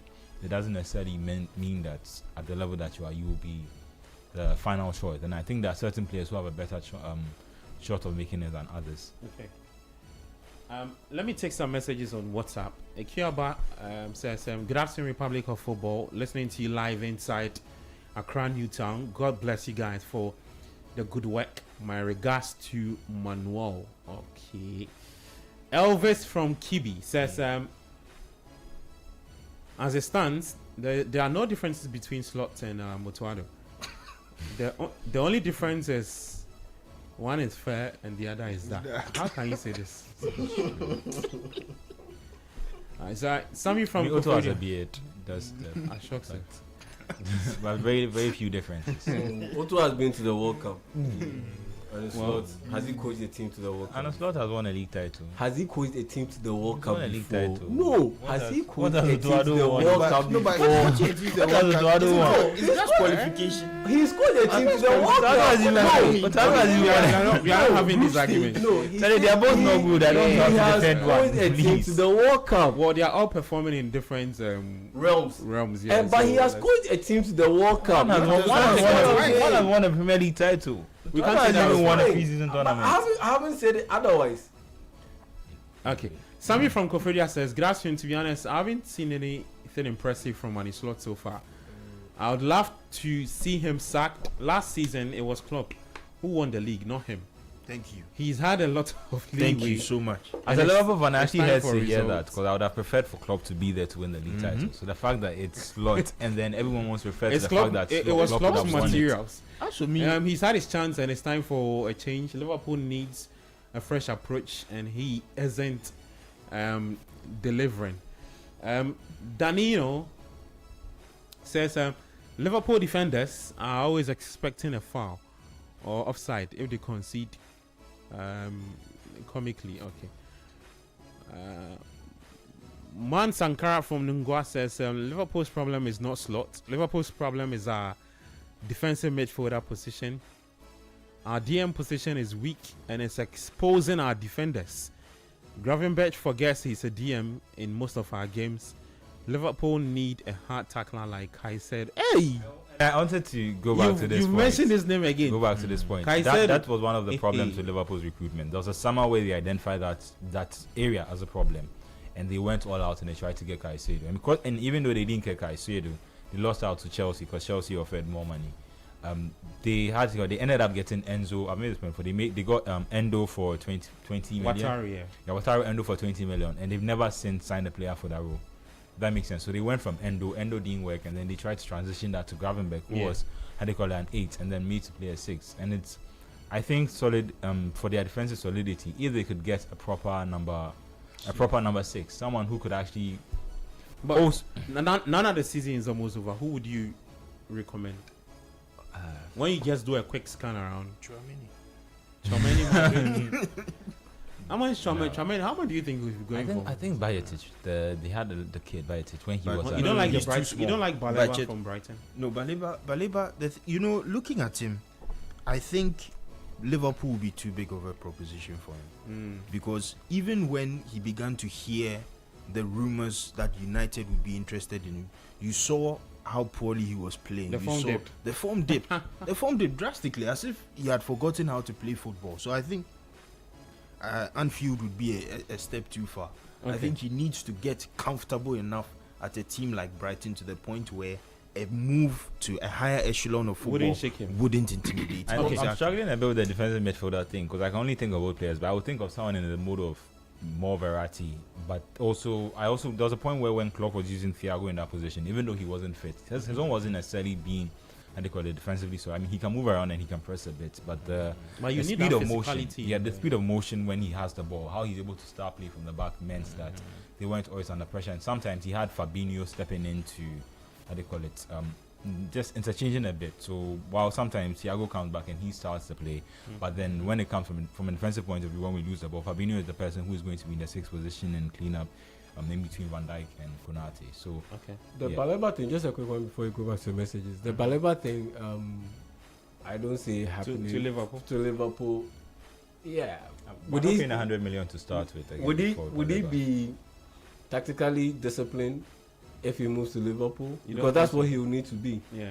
And for You me, don't that's think so, what maybe? and that's what prevents me from being very confident in saying, or don't call me, let's say, Baleba to Liverpool, Baleba to Man United, because of the lack of tactical discipline. He takes way too many risks. We saw that at the AFCON. Yes, especially as a DM, you can't be doing that. Let the guy who plays off you Be do doing that, Yeah. not you. And if you're going to do that, then you have to be super, super, super good at it.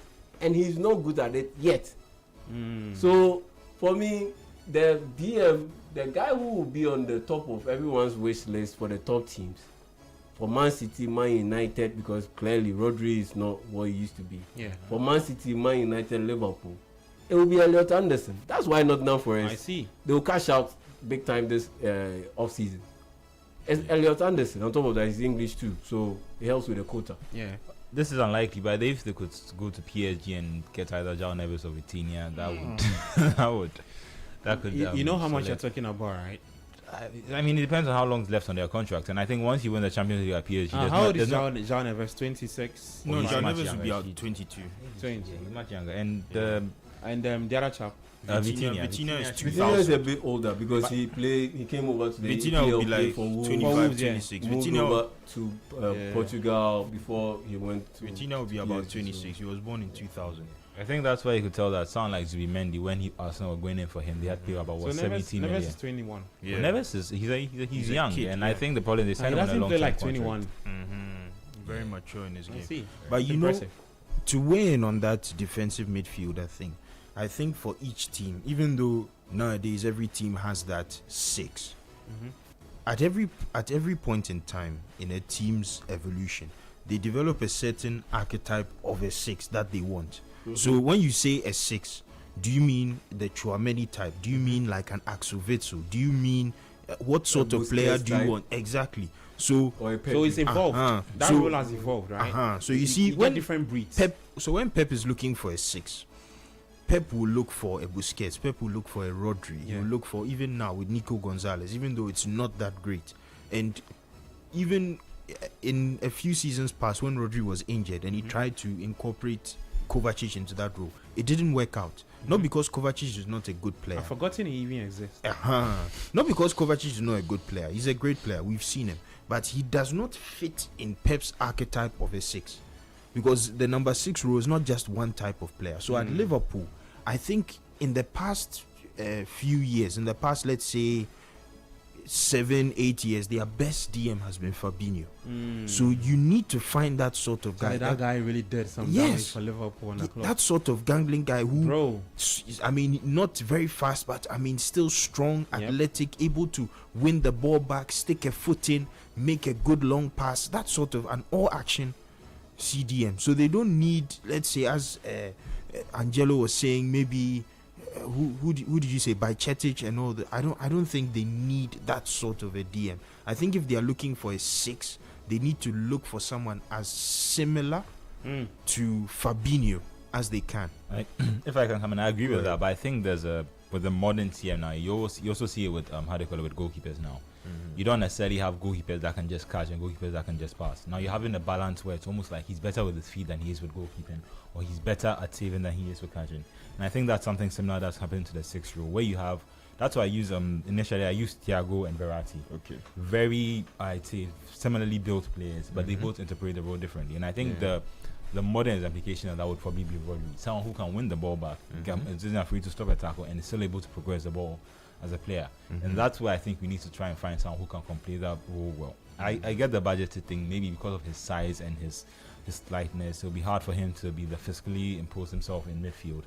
But that's why I think that maybe if he isn't necessarily the only player there, and tactically you find a game where maybe you realize that we won't be under pressure as much if they are sitting in a low block. Maybe rather than have a midfielder who is going to break up play, maybe we can have a more, how to call it, progressive 6 in our midfield, rather than having someone who's necessarily going to break up play. We can have how to call it, all ball playing players, so that when we go in front of a low block, we can still break them down. Okay. All right, so now this is what we are going to do. I'm going to run you through the scores from the League Center, major European leagues. Let's start off in Germany. Bayern Munich are 3-0 up against Union Berlin. FC Cologne 2, Borussia Mönchengladbach 3. Bayer Leverkusen also beating Heidenheim by 2-1. Then Wolfsburg taking on Werder Bremen is goalless between the two sides. Later 5:30, there is Borussia Dortmund up against Hamburger SV. Cremonense, they beat Parma by 2-0 in the Italian Serie A. So good win for Cremonense. When you look at the other games from the Italian Serie A, AC Milan will take on Torino later 5 p.m. and then Juventus up against Sassuolo at 8 p.m. in the Italian Serie A. For the French Ligue 1, is Toulouse up against Lyon. AG Auxerre taking on Brest. Bayern has scored a 4th goal against Union Berlin.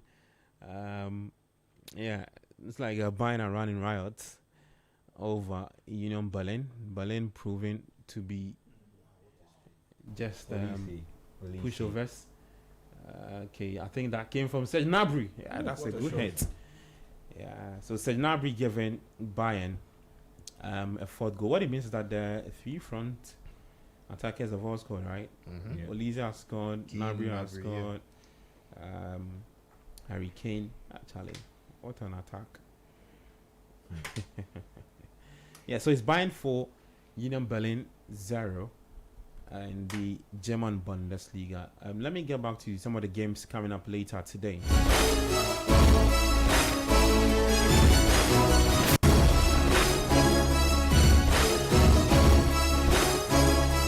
If you're a big fan of the Championship, Leicester City are in action.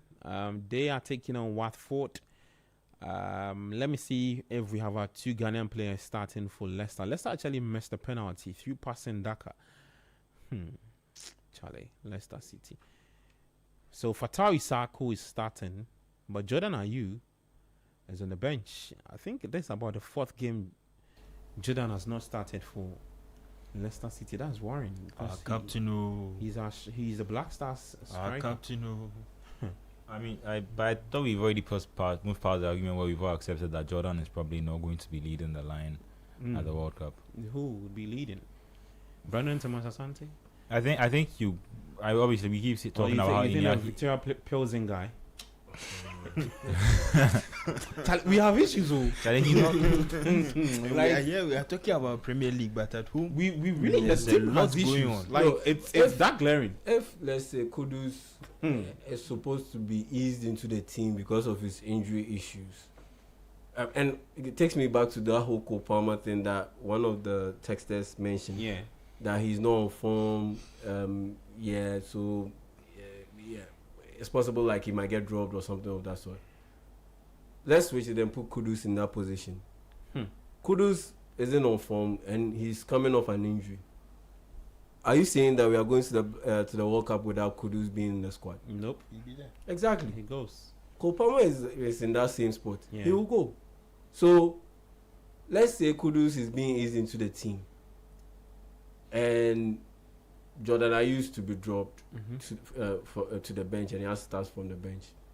Do we have options? Yeah, we do have options, because there's Semenyo, there's Brandon Thomas Asante in there, and ideally I would like to start him from the bench. But in such a scenario, Fatah Oshaku can play as a inverted winger on the right side. Mm. Then you have Semenyo on the left. Then you have Thomas Asante on the inside. If Iñaki Williams can pick up his form a little bit towards the end of the season, Mm-hmm. then I'll pick him ahead of Thomas Asante to start through the middle, Mhm. because Iñaki Williams is a good header of the ball, and he's a big. He offers a bigger physical threat up front. Mhm. Yeah, you need that. At some point, you need that, because Thomas Asante's biggest asset is his speed, and Iñaki Williams has super speed. Okay. So in that sense, you need a little bit extra to be able to get it done. So yeah, for Jordan, yeah, I don't see him starting in this team. If Kudus is around, he recovers and he starts to improve on his form, that makes things easy. You put Kudus on the right side, you put Semenyo on the left, then you can play Iñaki Williams or Thomas Asante to the middle with Ishaku coming off the bench. Okay. Yeah, so I was running through the starting 11 for Leicester City and also the scores from the championship. So let me take you back to that. So Jordan Ayew is not starting for Leicester City. Leicester are playing goalless with Watford. Southampton are beating Oxford by 2-0. Oxford United, yes. So Sheffield and Wrexham is goalless between the two sides. QPR taking on Portsmouth. Three in favor of QPR, so 3-1. Hull City are beating Sheffield United by 2-1. Charlton Athletic are losing to Norwich. Bristol City are losing to West Bromwich Albion. And then there is also Ipswich playing out a 1-0 draw with Millwall. Derby County are taking on Birmingham City.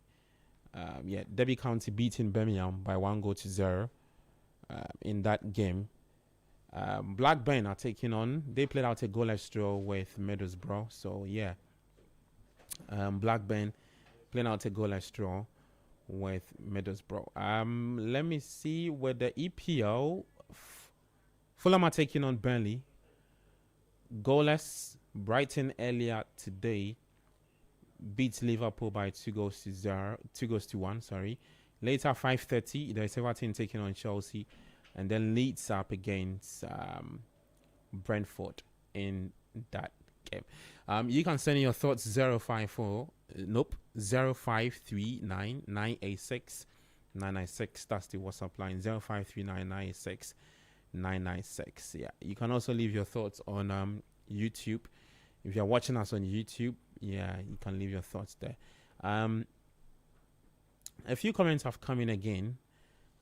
Says Black Stars captain playing the championship. Sweet Kwame says maybe Jordan and Fatau will go to League One.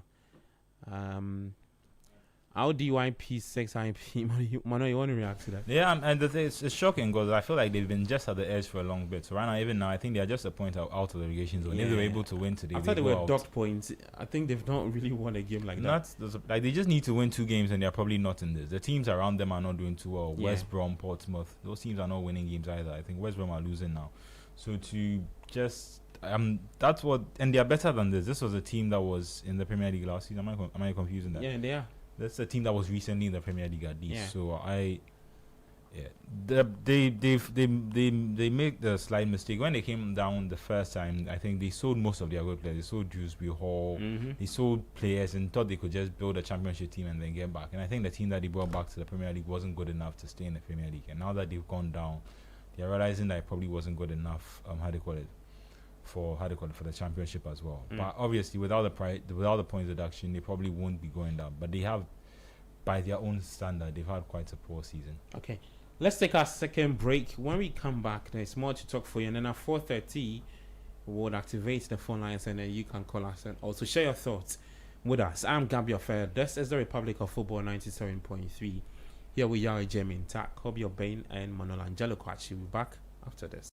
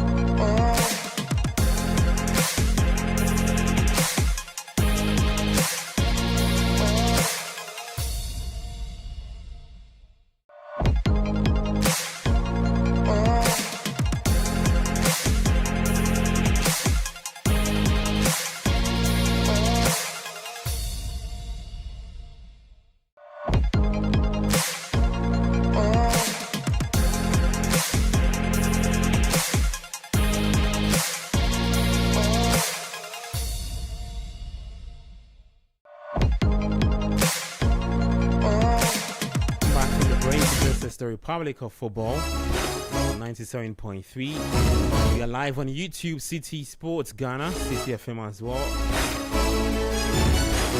I'm Gabby Affair. The show is airborne Saturday, Sunday, every weekend. And this is your place for everything European football talk. So run you through the updates, next with analysis, reactions from the managers as well. And also we take your thoughts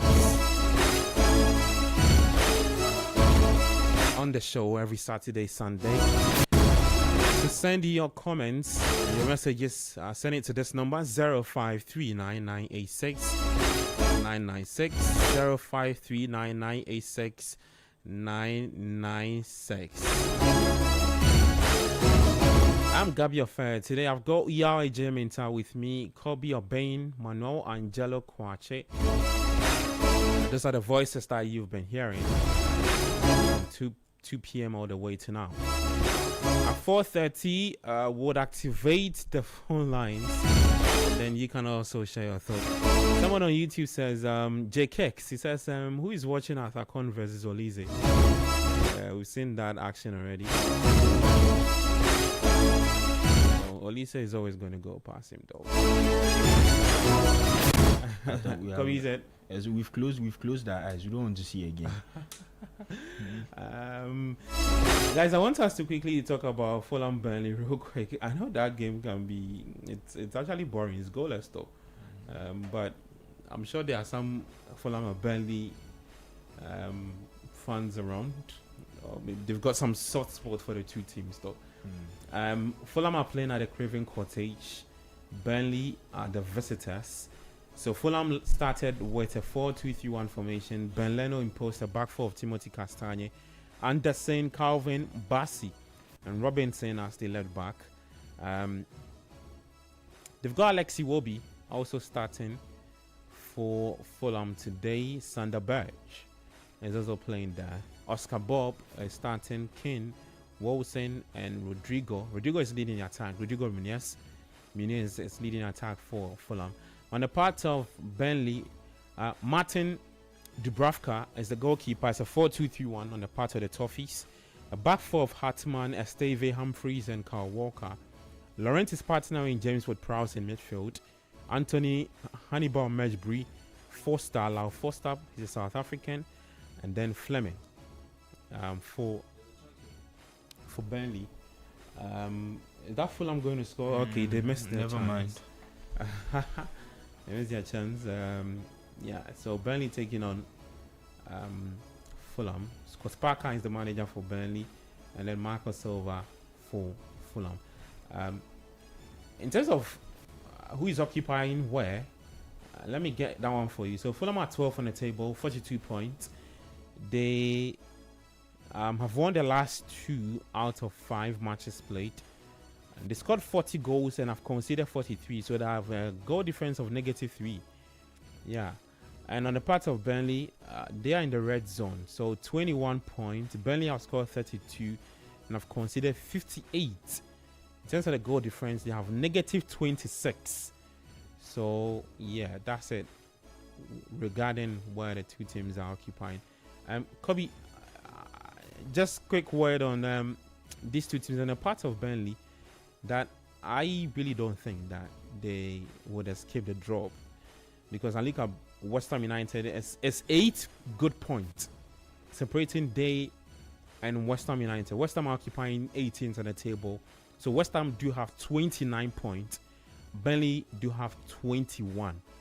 And just to help your analysis, maybe I want to run you through the number of games left to play for Burnley, so that we'll know if they can get some good points. So now it means that they actually have to do 8 more points, and those 8 points, can they get it out of Brighton? That is their next game. Maybe we can answer. Looking at the way Brighton is playing, would they get at it Turf Moor? No, that should be difficult. They take on Forest next at the City Ground. At the City Ground, even more difficult. And then they have City at the Turf Moor. They welcome Leeds. Leeds will be desperate. No, yeah. So they go to Leeds, Bramall Lane to take on Leeds. Elland Road. Elland I Road. always say Bramall Lane. I don't know. That's Sheffield United. Yeah. Mhm. And then they are back at home at the Turf Moor to take on Aston Villa. Aston Villa, no. They travel to the Emirates to take on Arsenal. Certainly not. Arsenal would be at a time wrapped up Desperate. or Or desperate to Oh, yeah, ensure to that the they've point. won the. So no. okay.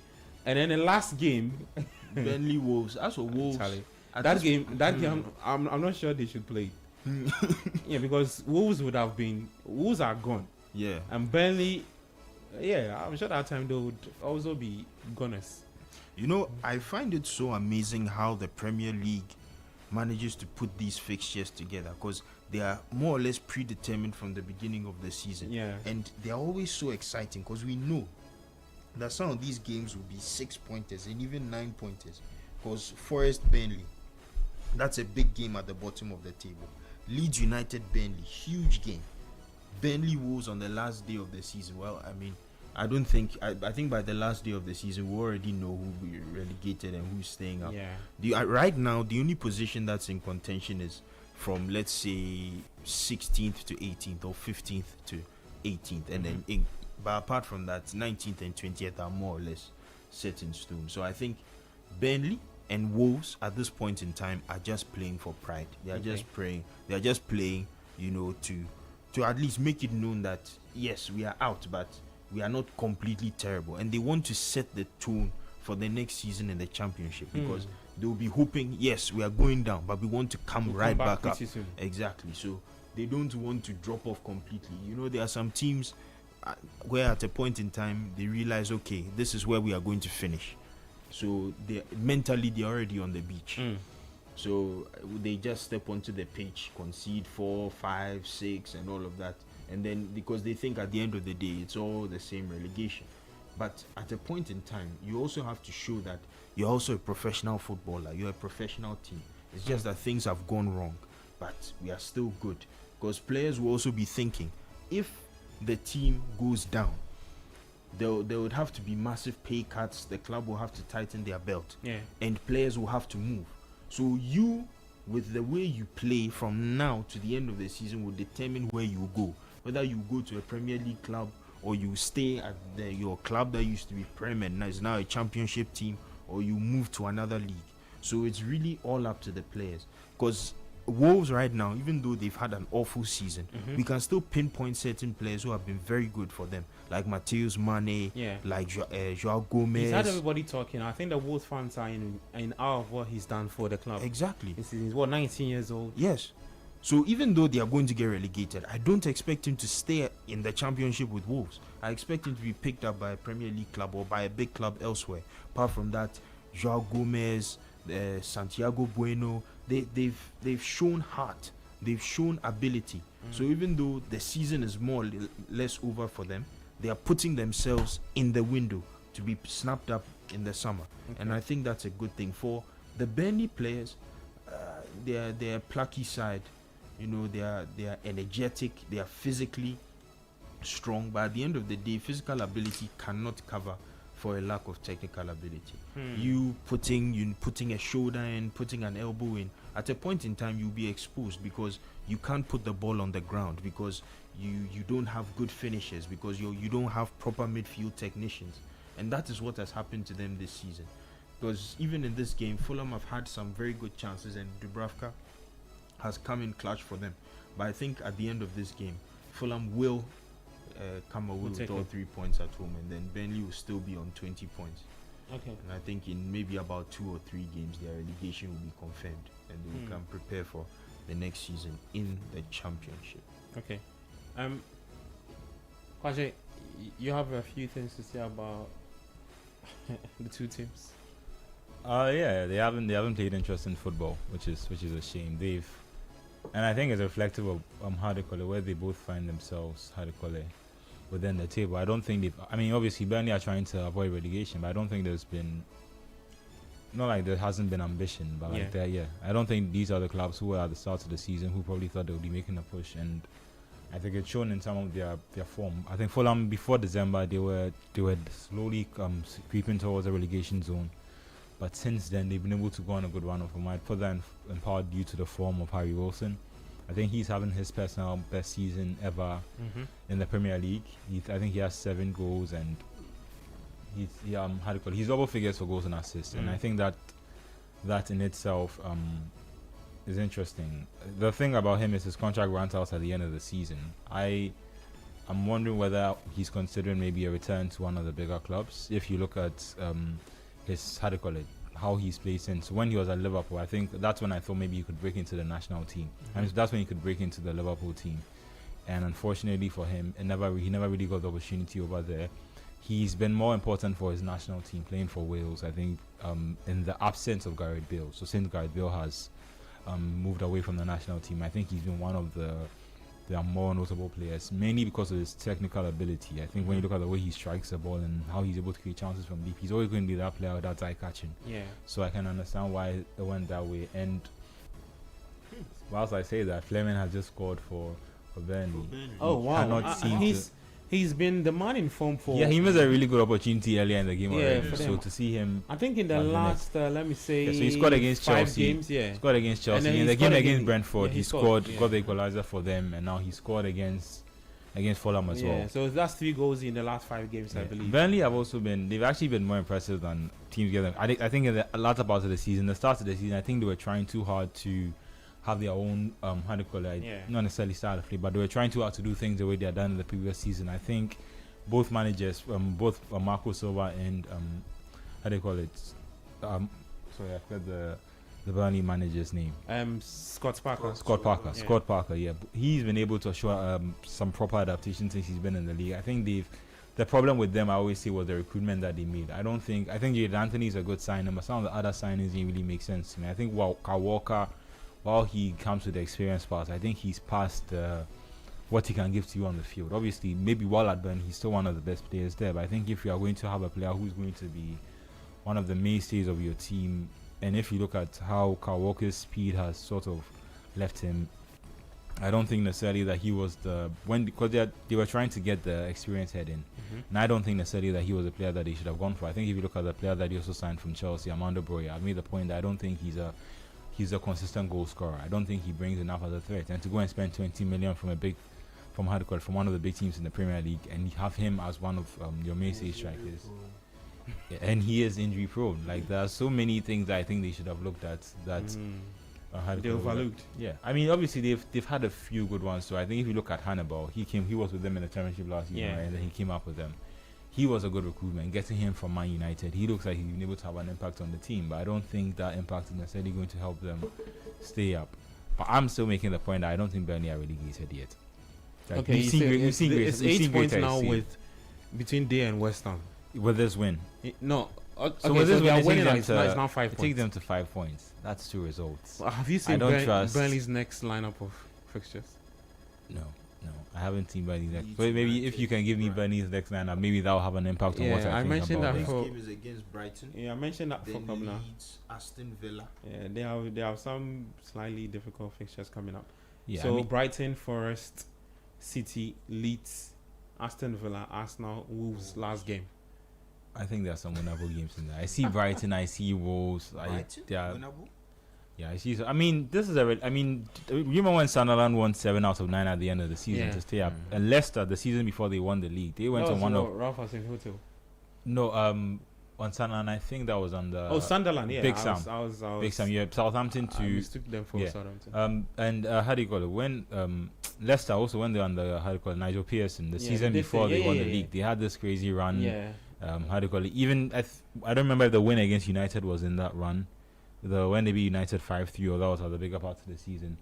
But they had some significant results, and I don't think necessarily they went into the games looking at the opponent. Because if you go and look at the opponent, obviously that's where they struggled all season. But if you go and you play without fear and you realize that we need to win this game, we have 2-3 games to save ourselves. I think it's very possible. The problem that they have is I thought they were running out of teams that they could catch. So looking at the team, I would say it was only probably West Ham already in the relegation zone. So I saw it was probably Nottingham Forest and Spurs. Unless Spurs are as bad as they've been this season, which would be very surprising. Let's assume that the coming back of Mohamed Kudus will have a positive impact on the team, and they can win some key games. I don't think Spurs can continue to be as bad as they've been in the league. Okay. They're still winless in the league this year, right? Yeah.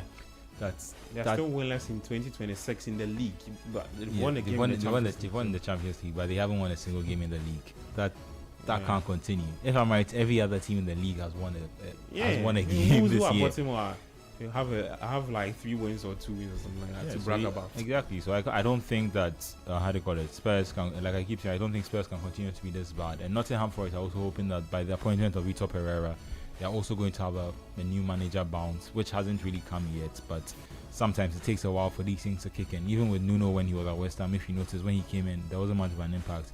Then they had a sweet spell, and it looks like it reverted back to the normal.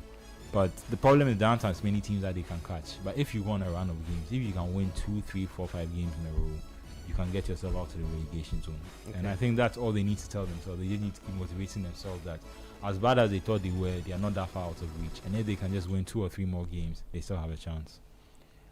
Well, let's see if Burnley can survive. Manuel Angelo breaking it down, tying it to teams who have been in this spot before in past seasons and have been able to escape the drop. Maybe Burnley can follow on that part, etch their name into history books of the PL. One of the teams to have salvaged maximum points with 6-7 games to go. To be fair, I mean, even Wolves haven't been I'm relegated sure yet. Scott Parker will be the happiest. Yeah, I mean, because Well, what do you think the Fulham people will do with him if he's able to do that? Back him with more signings or let him go? Or I mean, whatever? yeah, if Burnley, Sorry, yeah, no, Burnley, Burnley, yeah. no, but like last season he had a standout season, right? They got 100 points. I think that's the record for the championship. Then Leeds and Burnley both got 100 points. Yeah. And now they had equally. He already has a body of work that shows that he's been a successful championship manager before. So now, if he's able to take the next step and show them that, yes, I can adapt and I can build a team in the Premier League. Because as much as he has been backed, I think they spent over 100 million this summer. Mm-hmm. I don't think he's been backed properly. Like these are some of these, like half of these players were players that they thought they needed to sign because they're Premier League team now. So these are the type of players that we signed that can help us retain our Premier League status, and that hasn't necessarily turned out to be the case. And since he's stripped it down, he's found the players who work for him and he's gone for it. Mm-hmm. They've been able to pick up some positive results. If you even look at the Brentford game that they lost, that was quite disappointing because the game, they brought the game back to 4-4. They had that goal disallowed, and then at the end of the game too, I think they thought they had won it, and that goal was disallowed too before Brentford were able to score a last minute winner. So there have been different games. Even the game against, I think, was it Wolves. They've had different games where they've actually been in the game and they've actually been good. So in terms of Scott Parker, I think he just needs to rain, like I keep saying, just wash everything down, rain them down, get them back to basics, become hard to beat, and try and win win games with the opportunities that you have. You don't necessarily have to go out and try and take the game to the opponent and try and control the game and think that that's how necessarily you need to make an impact. Fulham have equalized, so that was quite short-lived. But still, if they're able to win games, they can solidify their position. So now it's up to them to go and win games. Was And it it looks like in Harry this game, I think it was Josh King. Josh King, okay. I think it was Josh King. The look on the Bravka's face suggests that he Probably may have have played a gifted that part. goal. He may have played a part in it. Okay, so the attack started on the left. Look at Calvin Bassey. Calvin came down from Bassey deep. That's a whips in wonderful across ball. through. in there. Yeah. Oh my goodness! The That's timing from the a goalkeeper terrible. Dubravka. That's a terrible. I don't know what miss he's doing. from Martin Dubravka. I think he got the ball went through his legs Yeah. initially, so he And got I think it took a touch on the ground before. No, so the ball went through the ball Before when Josh King was trying to swing around it, he took a shot the first time, which just went through the left of Dubravka, so it's onside to the goalkeeper. He was now looking for the ball, and King could just turn around and put the ball in the back of the net. And when you're at the bottom part of the table, these are like the most frustrating type of goals to concede. To go 70 minutes defending, keeping out the opponent, and then to concede a goal like this, your whole mentally your spirit could be deflated. So it's depends on how they bounce back from this.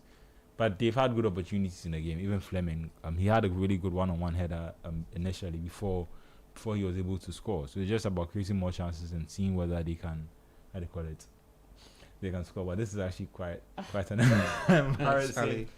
The more you watch it, No, I think because he was anticipating that Josh King would have a touch to the ball. yeah, And so he took his eyes off the ball a little bit. And And probably then, he didn't even hit it well. If Josh King had actually hit it well, Dubravka saves the ball. But he yes, sort of exactly. miskicks it in a So way. he was So- anticipating that he will be able to make his body as big as possible to potentially make a save.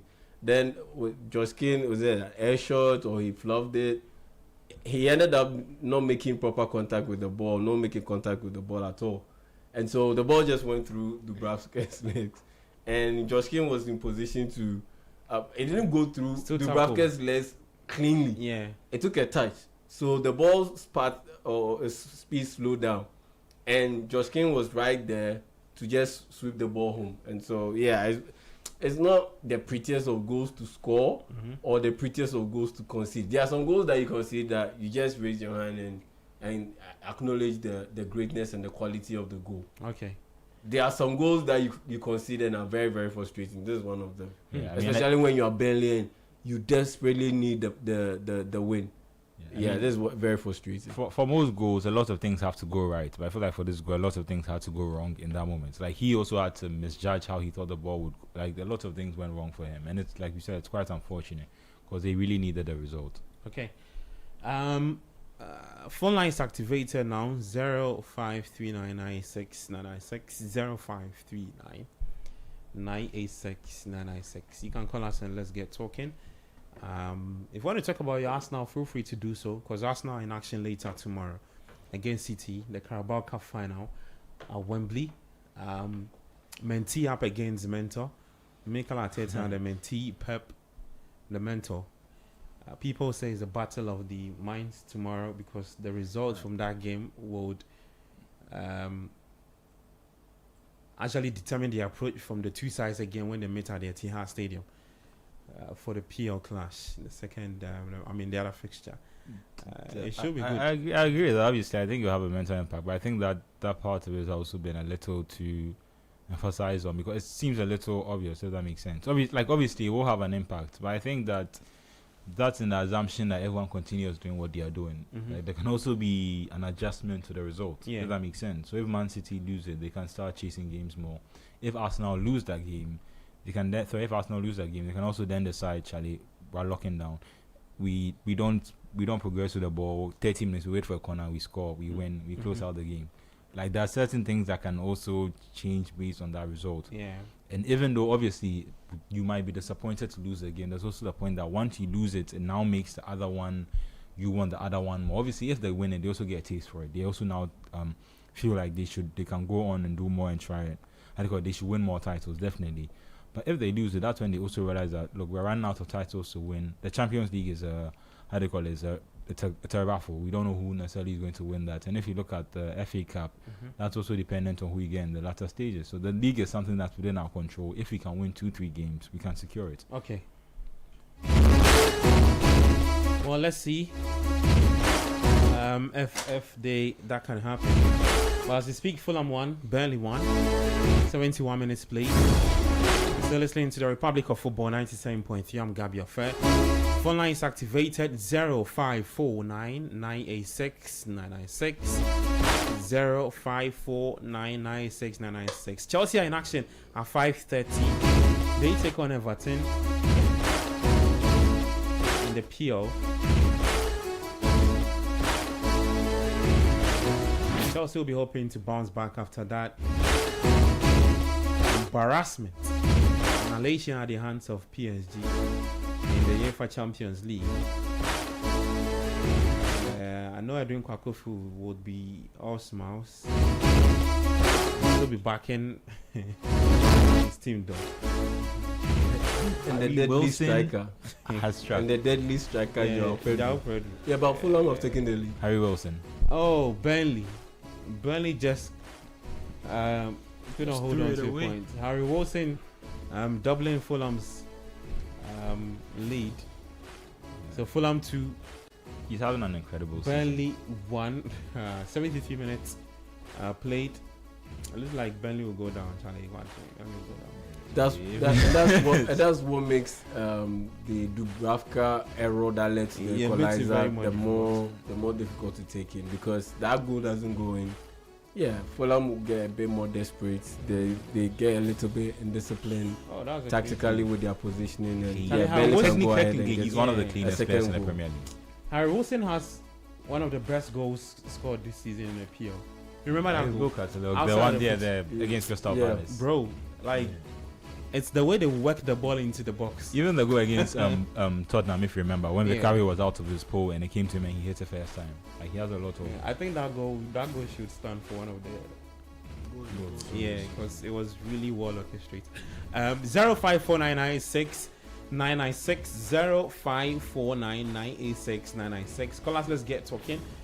Share your thoughts on whatever it is. We'd love to hear from the Chelsea fans as well. How prepared. I saw this video of some Chelsea fans who said that they were not going to watch the games again. Yeah. Is it really that serious? Yeah, Charlie. People say, Charlie, LinkedIn manager. Although, how do you think the Chelsea gamble has worked out? Rosinia. Yeah, they say he's LinkedIn. Oh yeah. When you go to LinkedIn, he's written a lot of things over there. I mean, if you are on someone, the pitch, it's A2. if you are someone Let me who just can, miss, I think the chance that they should have. They should have scored. They should have scored. It looked it's not a tap in, but I think it's a cutback that was just across the front of the goal, and he sent it over the pole. Ooh, is that Lau Foster? Yeah, no, I think it's Laurent. But he's claiming that he got a touch. I don't think he got a touch. You hit that hard and low, and you try and score. Yeah. Going back to Chelsea, like the owners have made their bed, and may they lie in it, because even with Maresca, they took a risk. They took a manager who was coming in from Leicester City, whose only real, in terms of silverware, he had only won the championship. But they took him.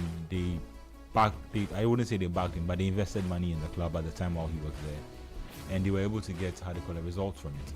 And another pattern that we've seen in the Premier League. I don't know if it's just managers who want to get sacked, but you saw it with Amorim, you saw it with with Maresca. I think you've seen it a few other times with managers coming out and saying that they're not. You've seen it with Glasner, even though he hasn't been sacked yet. He's leaving at the end of the season, so they just decided to not throw the whole season out throw the whole season under the bus and try and salvage what they have left. But if you look at Maresca, his only fault was having ambition, if that makes sense. His only fault was thinking that this is a club that should invest. Like, we have a good squad, let's maintain it, not necessarily be selling our best players. Let's not always, and then his disagreements with the medical team and all that. But if you look at what Maresca had been able to achieve, it was going to be very difficult if you are not going to hire another top class manager for him to come in and have the same results. And that's always going to be held against Rosinia. Unless he's actually started winning trophies. And that's where, when he had a good run at the start when he came in, I was like, oh, this is good. Like, winning games when there's no pressure under you, that's, as a manager, that's the easy part. Now that you're going into the games where games are decided by one or two decisions, by big moments, by big players, and you need to have these moments to win titles, that's when you're going to be judged, and that's when the pressure is on the most, and that's when you need to react and show that you can deal with these things. And already you're seeing certain things being used against him. Initially, when he came in, if you remember, he had a training session where he put believe on one of his managers' foreheads, and people were taking the piss out of that when he came in and said he's managing men who age. He said, I was just about to say it. He said, when you take the word manage, it's man and age, so you are aging men. And now you look at like who said, and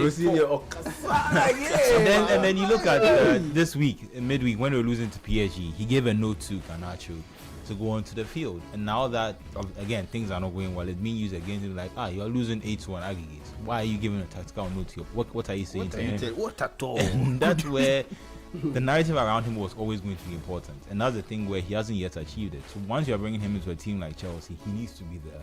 He needs to be him. He needs to be the guy who's coming in and has the system, the style of football, and now has a team that's going to back him to the level that allow him to win trophies. And this is not to say he can't be that. But a team like Chelsea, a team like Man United, a team like Arsenal, if you come in and you are not able to get results immediately, and not able to convince the fans that at the end of the season you are going to be the guy who can win trophies, he's always going to struggle. And that's where I feel like he hasn't been dealt obviously it's not his fault. He would always have wanted the opportunity. Makes sense. And coming in, this is a chance to prove it. But until he actually does it, and that's the thing, I remember this even with Klopp. 4 years into it, 2019, Klopp hadn't won a trophy. They were told that he's a hugs guy.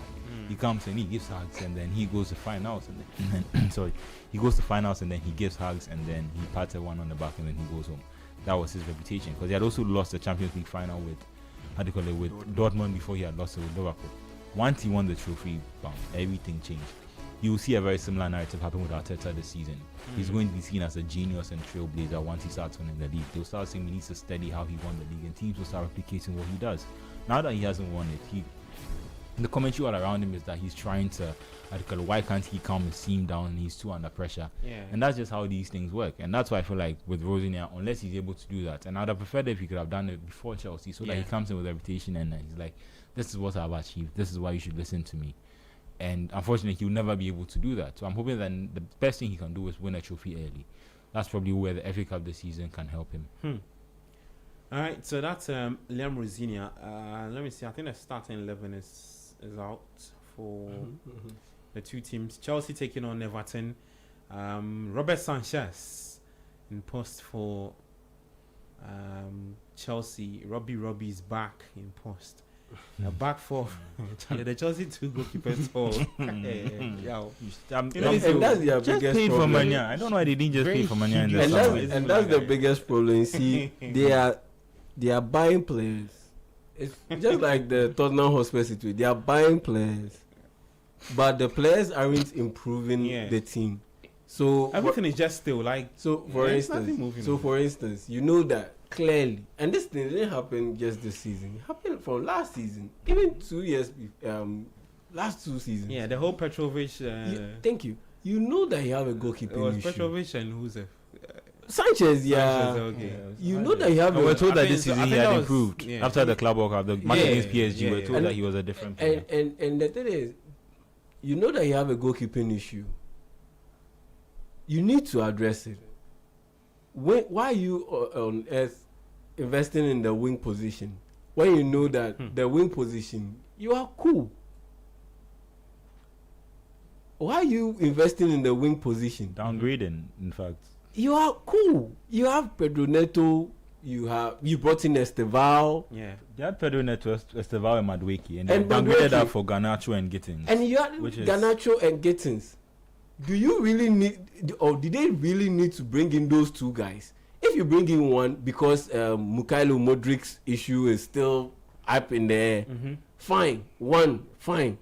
But at least drop one of those two wingers that you signed and allocate those resources to bring in a proper goalkeeper. How much was Garnacho's bought for? 40 million. Yep. 40. But to be fair, didn't they try and go for the AC Milan goalkeeper? That just fell through. I'm just surprised that The story was that he was also injury prone at the time, and then we're looking at the age. Yeah, He's far better than see, Sanchez. Sanchez is far older than him. I get that if you invest, you don't get a keeper, but Sanchez is quite.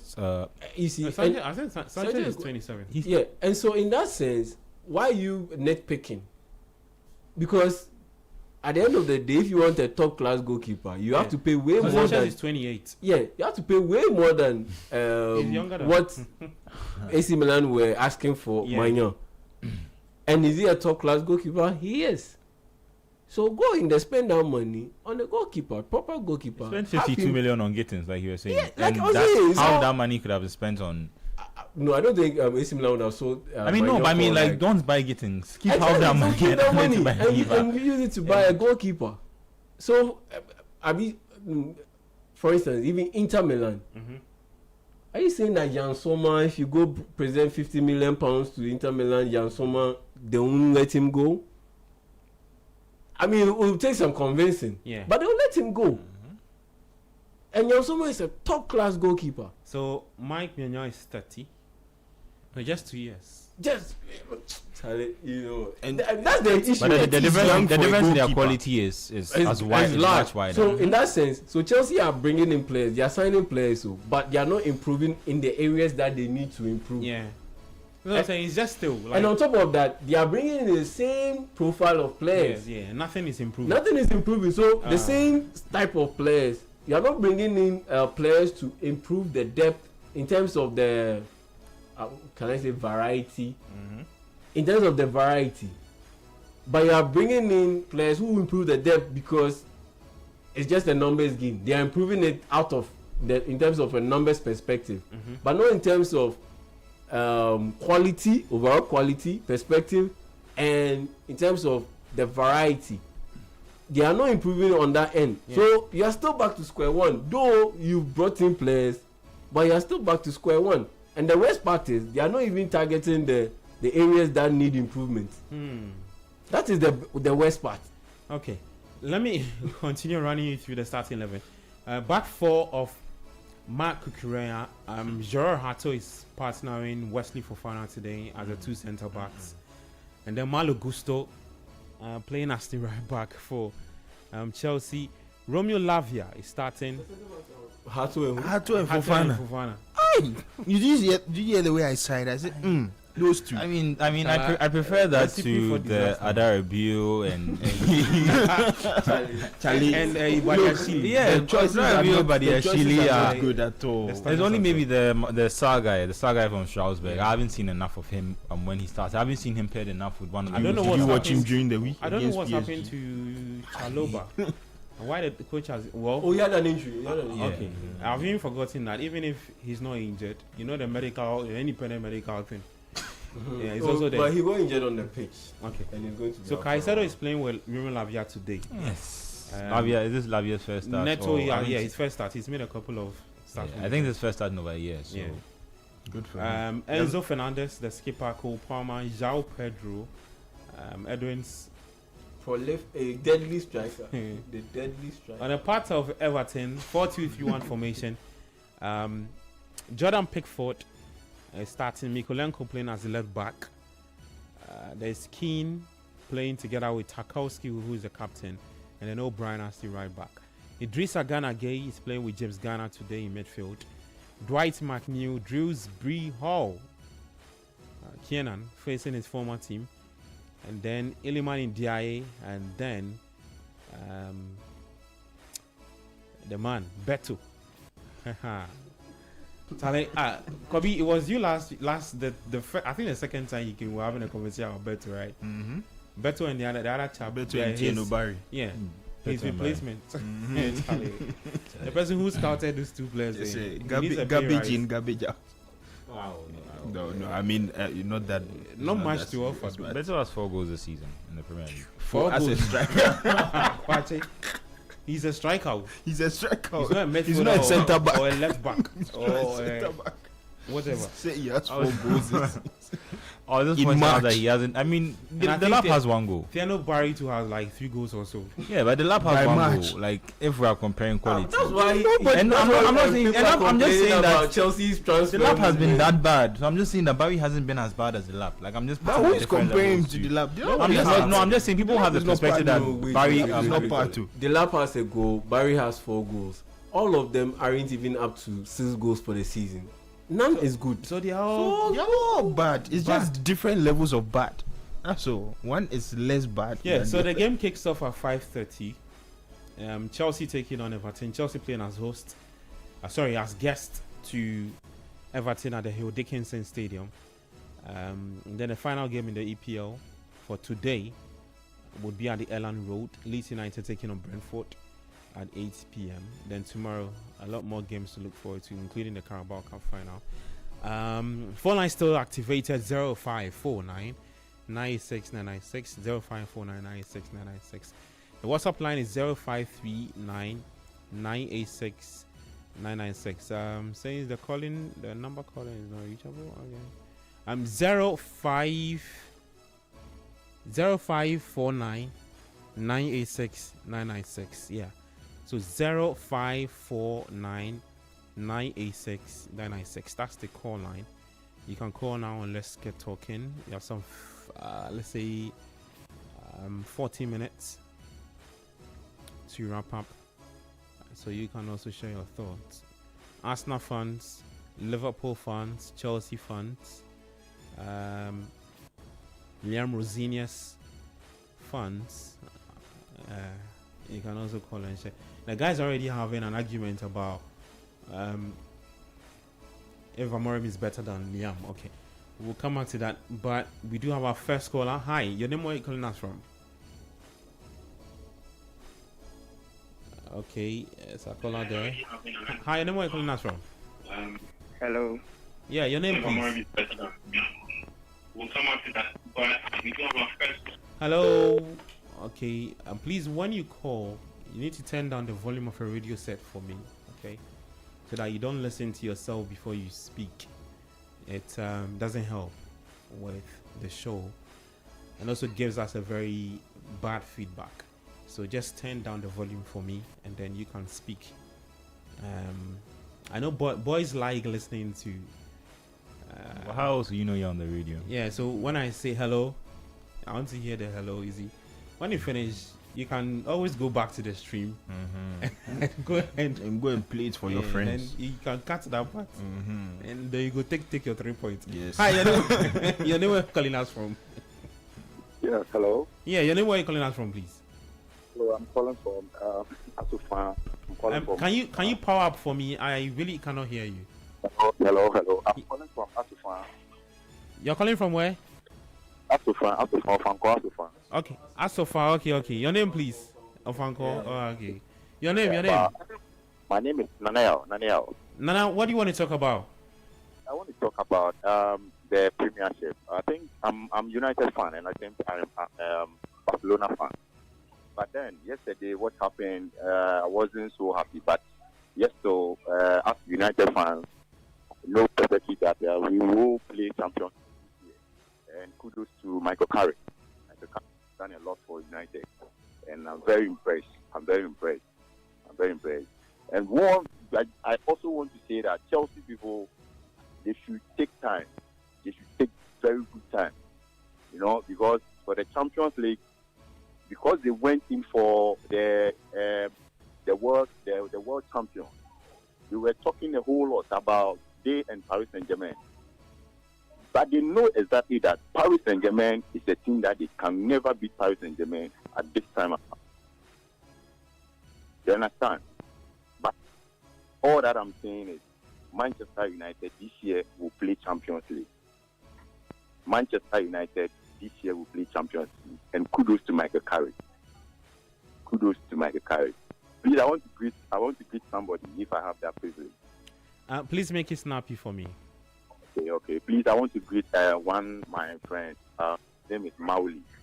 He works at Photofast. Yeah, it's my best friend. Okay. Okay. Yeah, kudos to Mauli. Yeah, thank you very much. And he's also my Man City fan. And greetings to my wife, Sarah Fansa, and all my fans. Okay, greetings to all the sports fans. Charlie, you get fans, wow. Hey, and I be hard guy. Yeah, I'll be hard guy. Thank you very much. Thank you so much to 0549986 996 Charlie, they shout to you over here. Yeah, just hold on. I think I have a second caller. Hi, you know where you calling us from? Hello, good afternoon. Yes, good afternoon. How are you? I'm good. Your name, please. Where are you calling us from? Mine is not about the program, but I just want you to help me get ECD. Our line went off. We've been calling them, but they wouldn't pick the call. So if you can help us get ECD. What area is that? Banana in around the Mabuk Park. The transformer, we call it sidekick transformer. Okay, all right. Banana in around Mabuk Park. All right. We'll put a word across for you. The transformer is just it's already gone. So because you're live on 97.3, so we're good, right? All right. Thank you so much. All right. 0549996 996. Charlie, the light there they need because the way the sun is blazing. Oh, bro. It's crazy. Yeah. So 054. I understand where he has to just quickly chip that in so that You have 0549996 996. Then you have a caller. Okay. I wanted to touch quickly on the point. I have a worry with Man United that they will Fulham almost score, but look, I feel like they'll take for granted what Michael Carrick has done and think that they can find a different manager who can just build on what that one there it will happen. They can find a different manager who can build on what Michael Carrick has done. That one there will happen, Kwashe. It's inevitable. Well, so. And then I think we are going back to the start of. That's what Man United have but done. what would you want to add him to the tech team? No, I think he should be. I think he should be given the. But the team, the coach that comes in will come with his. No, I'm not tech team, but if you are not convinced, give it on a season by season basis. If you're worried that you're going to have to overpay him, but I think over time he can actually The same problem with Routine. Obviously, he hasn't achieved a lot, but his connection to the club gives him a distinct advantage. His connection to the Ferguson era of the club also gives him a distinct advantage. And I think that based on what he's achieved so far, how he's been able to get the team to play football. If you look at all the managers who have come before that, I don't think they've been able to get this much consistency in this short period of time. Okay. So I just think don't take that for granted. Give him the job. If it doesn't work out, then you go next with your big plan to who you want to hire. All right. Fulham just won a penalty. All right. So let's see if they has can. been sent off. They can add a third goal. All right. But let's get back to the phone lines. Hi, where are you calling us from? Hello. Yes, your name, please. Yeah, this is Superior. This is who? Superior. I really cannot hear you. Superior. All right. Please go ahead. From Coming 5. So, I'm a Chelsea fan. Okay, please go ahead. Make it snappy, okay? Alright, so we are going to see, we are going to win today. So no doubt about it. We are going to win. 3-0. All right. Thank you so much for your time. Your line is not really too clear. So, 054996 996 054996 996. Hi, your name, where are you calling us from, please? Okay, we lost that caller. But Fulham, do you have a third goal? I think he has one of my Against favorite Burnley. stats. He still hasn't missed a penalty in the Premier League, so I I see. think this would be his fourth. That's the longest run of that Yeah. such. So yeah, 3-1 for Fulham. Fulham could actually push for Europe. They Alright. are just a point behind Brentford now. Okay, your name, where are you calling us from, please? My name is John Champion. I'm calling from Medina. John Champion, Yes. I'm a Chelsea fan. the commentator. Chelsea this season, I know we are not going to make it in top four, no matter how we do. Last week I said the problem is not the coach. The problem is the Chelsea hierarchy. They go out and buy players who will not give their best to the team. Because you can't buy somebody like Garnacho. Garnacho, Manchester United reject. A player who cannot call, he cannot do anything. And you go and buy such a player and bring to this team. What kind of contribution does he have? So me, I don't blame the coach. I blame the hierarchy. That's what I want to see.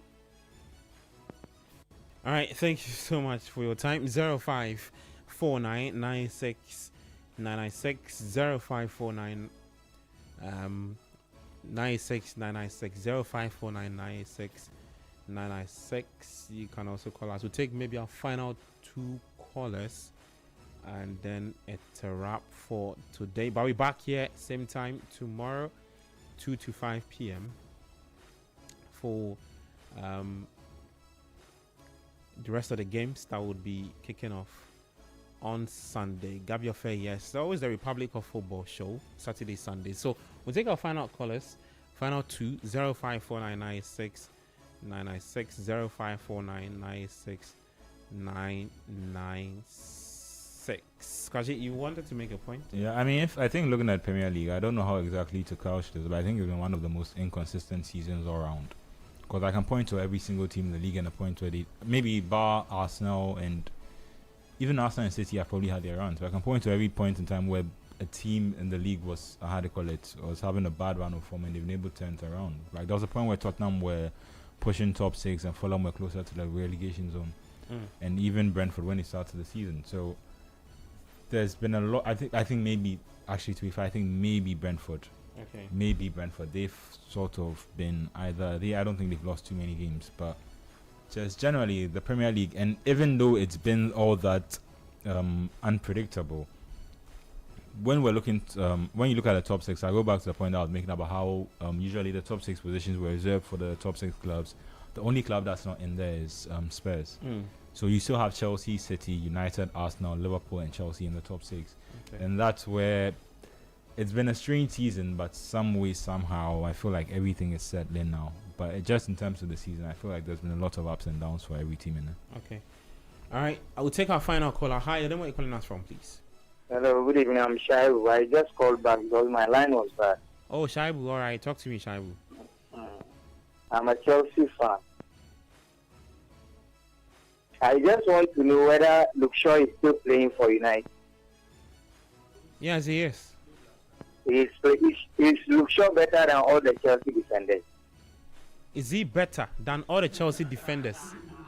Are you sure? Are you asking that he's better than all the Chelsea defenders? That's in the centre backs and but He's still how playing can for United, but the United fans, they are all on Chelsea defenders all the time. We use the same defenders to win the Club World Cup. For me, I think we are just having a bad form. All the players are having a bad patch, that's all. We will come good next season, and I know we'll qualify for the Champions League. I still have hope. All right. My problem is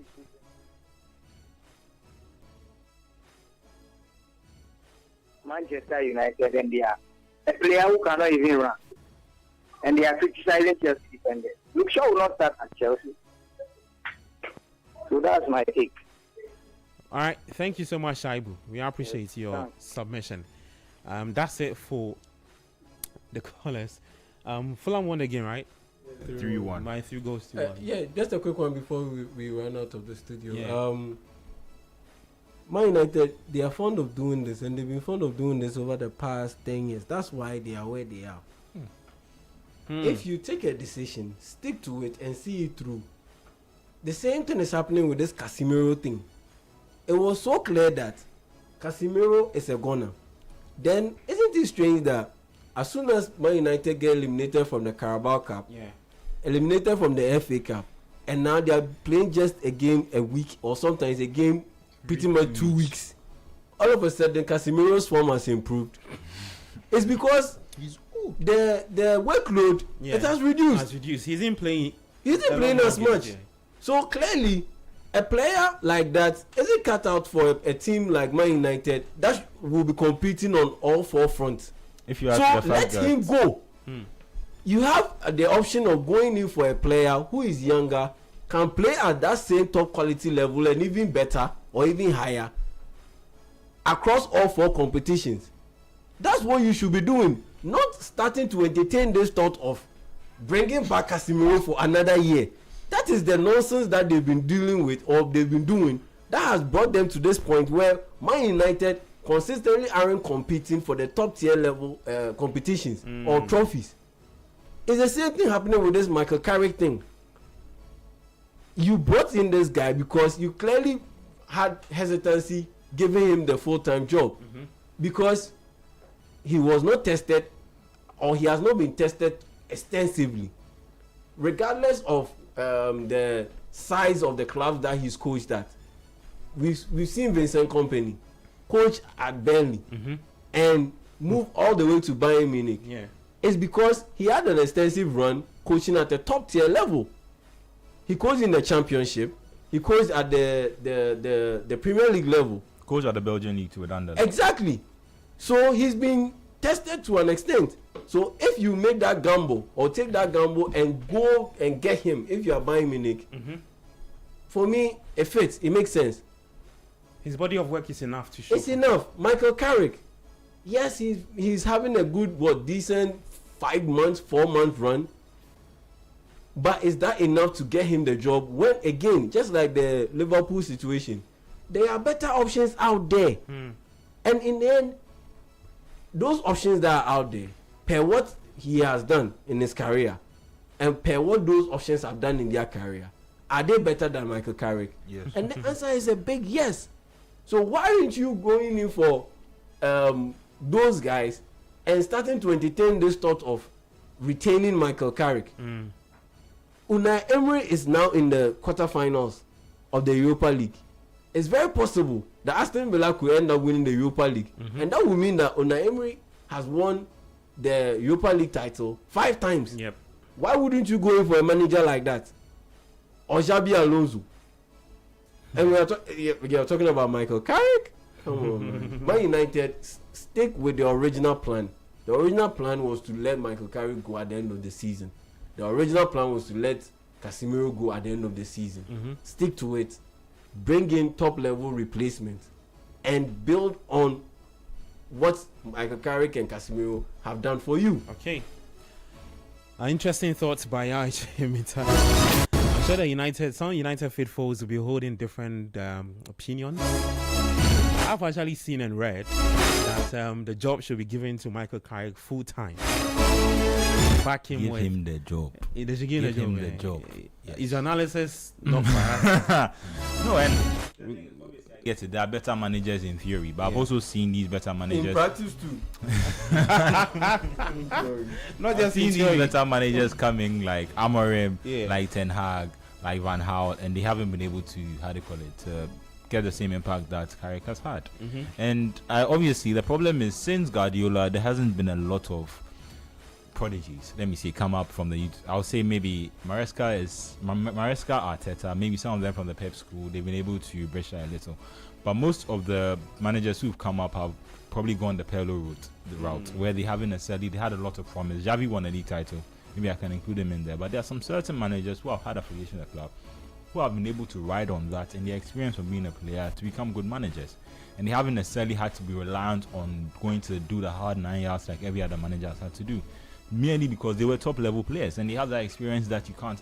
That's the difference between a manager like maybe even Xabi in town like Klopp.